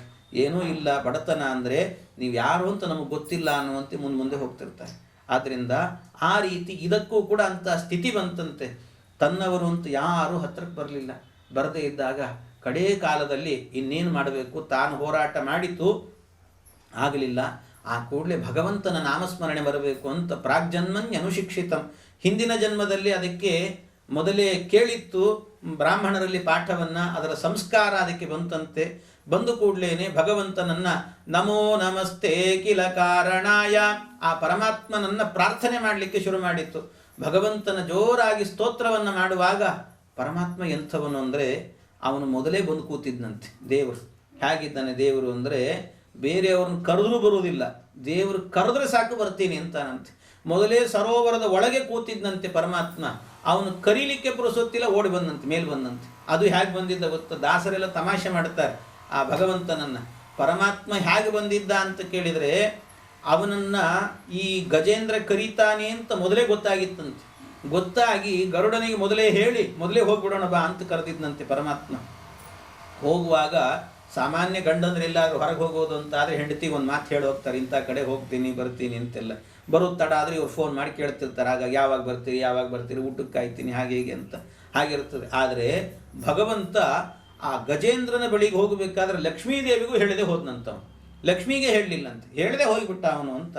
ಅದಕ್ಕೆ ದಾಸರೆಲ್ಲ ತಮಾಷೆ ಮಾಡಿ ಕೇಳ್ತಾರೆ, ಆ ಗಜೇಂದ್ರ ಕರೆದಾಗ ಹೋಗಿದ್ದಂತೆ, ನಾನು ಕರೆದ್ರೆ ಯಾಕೆ ಬರೋದಿಲ್ವ ನೀನು ಅಂತ. ಕರಿಯ ಮೊರೆಯ ಕೇಳಿ ಸಿರಿಗೆ ಹೇಳದೆ ಬಂದೆ, ಕರಿರಾಜ ಅವನಿನ್ನ ಹಿರಿಯಪ್ಪನ ಮಗನೇನೋ. ಅವನೇನು ನಿನ್ನ ದೊಡ್ಡಪ್ಪನ ಮಗನ ಅವನು, ಯಾಕೆ ಅವನು ಕರೆದು ಕೂಡಲೇ ಓಡಿ ಹೋದಿಲ್ಲ ನೀನು ಅಂತ ಕೇಳ್ತಾರೆ. ಹಾಗೆ ಮೊದಲೇ ಸಿರಿದೇವಿಗೆ ಹೇಳದೆ ಬಂದಿದ್ದಂತೆ ಪರಮಾತ್ಮ. ಹಾಗೆ ಬಂದು ಕೂತಂಥ ಪರಮಾತ್ಮ ಕೂಡಲೇ ಮೇಲಕ್ಕೆ ಬಂದಾಗ ಮೇಲೆ ಬರೋಷ್ಟೊತ್ತಿಗೇನೆ ಆ ಸರೋವರದಲ್ಲಿದ್ದಂಥ ಒಂದು ಕಮಲವನ್ನು ಭಕ್ತಿ ಪುಷ್ಪಂ ಸಮರ್ಪಯಾಮಿ ಅಂತ ಭಗವಂತನಿಗೆ ಅರ್ಪಣೆ ಮಾಡಿತಂತೆ. ಪತ್ರಂ ಪುಷ್ಪಂ ಫಲಂ ತೋಯಂ ಯೋಮೇ ಭಕ್ತ್ಯಾ ಪ್ರಯಚ್ಛತಿ ಅಂತ ಪರಮಾತ್ಮನಿಗೆ ಏನು ಬೇಕಾದರೂ ಕೊಡ್ರಿ, ಭಕ್ತಿಯಿಂದ ಕೊಡ್ರಿ ಅಷ್ಟೇ. ಹಾಗೆ ಪರಮಾತ್ಮನಲ್ಲಿ ಭಕ್ತಿಯಿಂದ ಆನೆ ಕೊಡಬೇಕಾದ್ರೆ ಗಜೇಂದ್ರನನ್ನ ಭಗವಂತ ತಾನೇ ಏನು ಮಾಡಿದಂತೆ, ಅದು ಚಕ್ರೇಣ ನಕ್ರವದನಂ ವಿನಿಪಾಟ್ಯ ತಸ್ಮಾತ್ ಹಸ್ತೆ ಪ್ರಗೃಹ್ಯ ಭಗವಾನ್ ಕೃಪಯೋಜ್ಜಹಾರ. ಅದನ್ನ ತಾನೇ ಕೈಯಿಂದ ಮೇಲಕ್ಕೆತ್ತಿದಂತೆ ಭಗವಂತ ಆನೆಯನ್ನ, ಮಗುವನ್ನು ಎತ್ತಿದಂತೆ. ಆದರೆ ಆ ಮೊಸಳೆ ಮಾತ್ರ ಅದರ ಪಾದ ಹಿಡಿದದ್ದು ಬಿಡ್ಲೇ ಇಲ್ಲ, ಹಾಗೆ ತಾನು ಮೇಲಕ್ಕೆ ಬಂತಂತೆ. ಮೇಲಕ್ಕೆ ಬರುವಾಗ ಭಗವಂತ ಚಕ್ರೇಣ ನಕ್ರವದನಂ, ತನ್ನ ಕೈಯಲ್ಲಿದ್ದಂಥ ಚಕ್ರದಿಂದ ನಕ್ರನ ವದನವನ್ನು ಸೀಳಿದಂತೆ. ನಕ್ರ ಅಂದರೆ ಮೊಸಳೆ, ಅದರ ವದನವನ್ನು ಸೀಳಿ ಹಾಕಿದ ಭಗವಂತ. ಆಗ ಅದು ಕೆಳಗೆ ಬಿತ್ತಂತೆ. ಆದರೆ ಮೇಲಕ್ಕೆ ಎತ್ತಿ ಹಿಡಿದ್ನಲ್ಲ ಗಜೇಂದ್ರನನ್ನ ಪರಮಾತ್ಮ, ಮತ್ತೆ ಕೆಳಗೆ ಇಳಿಸಲೇ ಇಲ್ಲಂತೆ. ಯಾಕೆ? ಅವನು ಮಾಡಿದ ಸ್ತೋತ್ರಕ್ಕೆ, ಅವನು ಮಾಡಿದ ಭಕ್ತಿಗೆ. ಅದಕ್ಕೆ ಭಗವಂತ ಮೇಲೆ ಹಿಡಿದವನು ಹಾಗೇ ಮೇಲಕ್ಕೆ ಕರ್ಕೊಂಡು ಹೋಗಿ ವೈಕುಂಠವನ್ನೇ, ಮೋಕ್ಷವನ್ನೇ ಕೊಟ್ಟನಂತೆ ಭಗವಂತ. ಇದರ ಜೊತೆಗೇನು ಮಾಡಿದ ಅಂದರೆ ಆ ಮೊಸಳೆಗೂ ಕೂಡ ಕರೆದು ಮೋಕ್ಷ ಕೊಟ್ಟನಂತೆ ಪರಮಾತ್ಮ. ಯಾಕೆ ಕೊಟ್ಟ ಅಂತ ಸತ್ಯಧರ್ಮರು ಹೇಳ್ತಾರೆ. ಅಲ್ಲ, ಅದೇನೋ ಸ್ತೋತ್ರ ಮಾಡಿತು, ಭಕ್ತಿಯಿಂದ ಪರಮಾತ್ಮನ ಕರೆದಿದೆ, ಮಾಡಿದೆ, ಸರಿ, ಅದಕ್ಕೆ ಕೊಟ್ಟ, ಅದಕ್ಕೆ ಮೋಕ್ಷವನ್ನು. ಆದರೆ ಮೊಸಳೆಗೆ ಯಾಕೆ ಕೊಟ್ಟ ಅಂದರೆ ಇದು ಸ್ತೋತ್ರ ಮಾಡಿದಾಗ ಅದು ಕೇಳಿಸ್ಕೊಡುತ್ತಲ್ಲ, ಅದಕ್ಕೆ ಮೋಕ್ಷ ಕೊಟ್ಟ ಅಂತ ಹೇಳ್ತಾರೆ. ಅಂದರೆ ಅದರ ಅಭಿಪ್ರಾಯ ಏನು ಅಂದರೆ ಬರೀ ಭಾಗವತ ಹೇಳೋರಿಗೆ ಮಾತ್ರ ಮೋಕ್ಷ ಅಲ್ಲ, ಕೇಳುವವರಿಗೂ ಮೋಕ್ಷ ಇದೆ ಅಂತ ಅರ್ಥ. ಹಾಗೆ ಆ ಮೋಕ್ಷವನ್ನು ಕೊಟ್ಟಿದ್ದಾನಂತೆ. ಇದು ತಾಪಸ ಮನ್ವಂತರದಲ್ಲಿ ನಡೆದಿರುವಂಥ ಚರಿತ್ರೆ ಅಂತ ಹೇಳ್ತಾರೆ. ಆಮೇಲೆ ಮತ್ತೆ ಅದಾದ ನಂತರ ಮತ್ತೆ ಉಳಿದಂಥ ಮನ್ವಂತರಗಳಲ್ಲಾಗಬೇಕಾದ್ರೆ ಬೇರೆ ಬೇರೆ ಚರಿತ್ರೆಗಳು ನಡೆದಿದ್ದಾವೆ ಅಂತ ಹೇಳ್ತಾರೆ. ಬೇರೆ ಬೇರೆ ಚರಿತ್ರೆಗಳು, ಸಮುದ್ರ ಮಥನ ನಡೆಯುತ್ತೆ. ಆ ಮಥನ ಎನ್ನುವಂಥದ್ದು ಯಾಕೆ ನಡೀತು ಏನು ಅಂತ ಅದರ ಪ್ರಸಂಗವನ್ನೆಲ್ಲ ಹೇಳ್ತಾರೆ. ಅದನ್ನು ಮತ್ತೆ ನಾಳೆ ದಿವಸ ಸೇರಿದಾಗ ನೋಡೋಣ ಅಂತ ಹೇಳ್ತಾ ಇಂದಿನ ಉಪನ್ಯಾಸ ಕೃಷ್ಣಾರ್ಪಣಮಸ್ತು.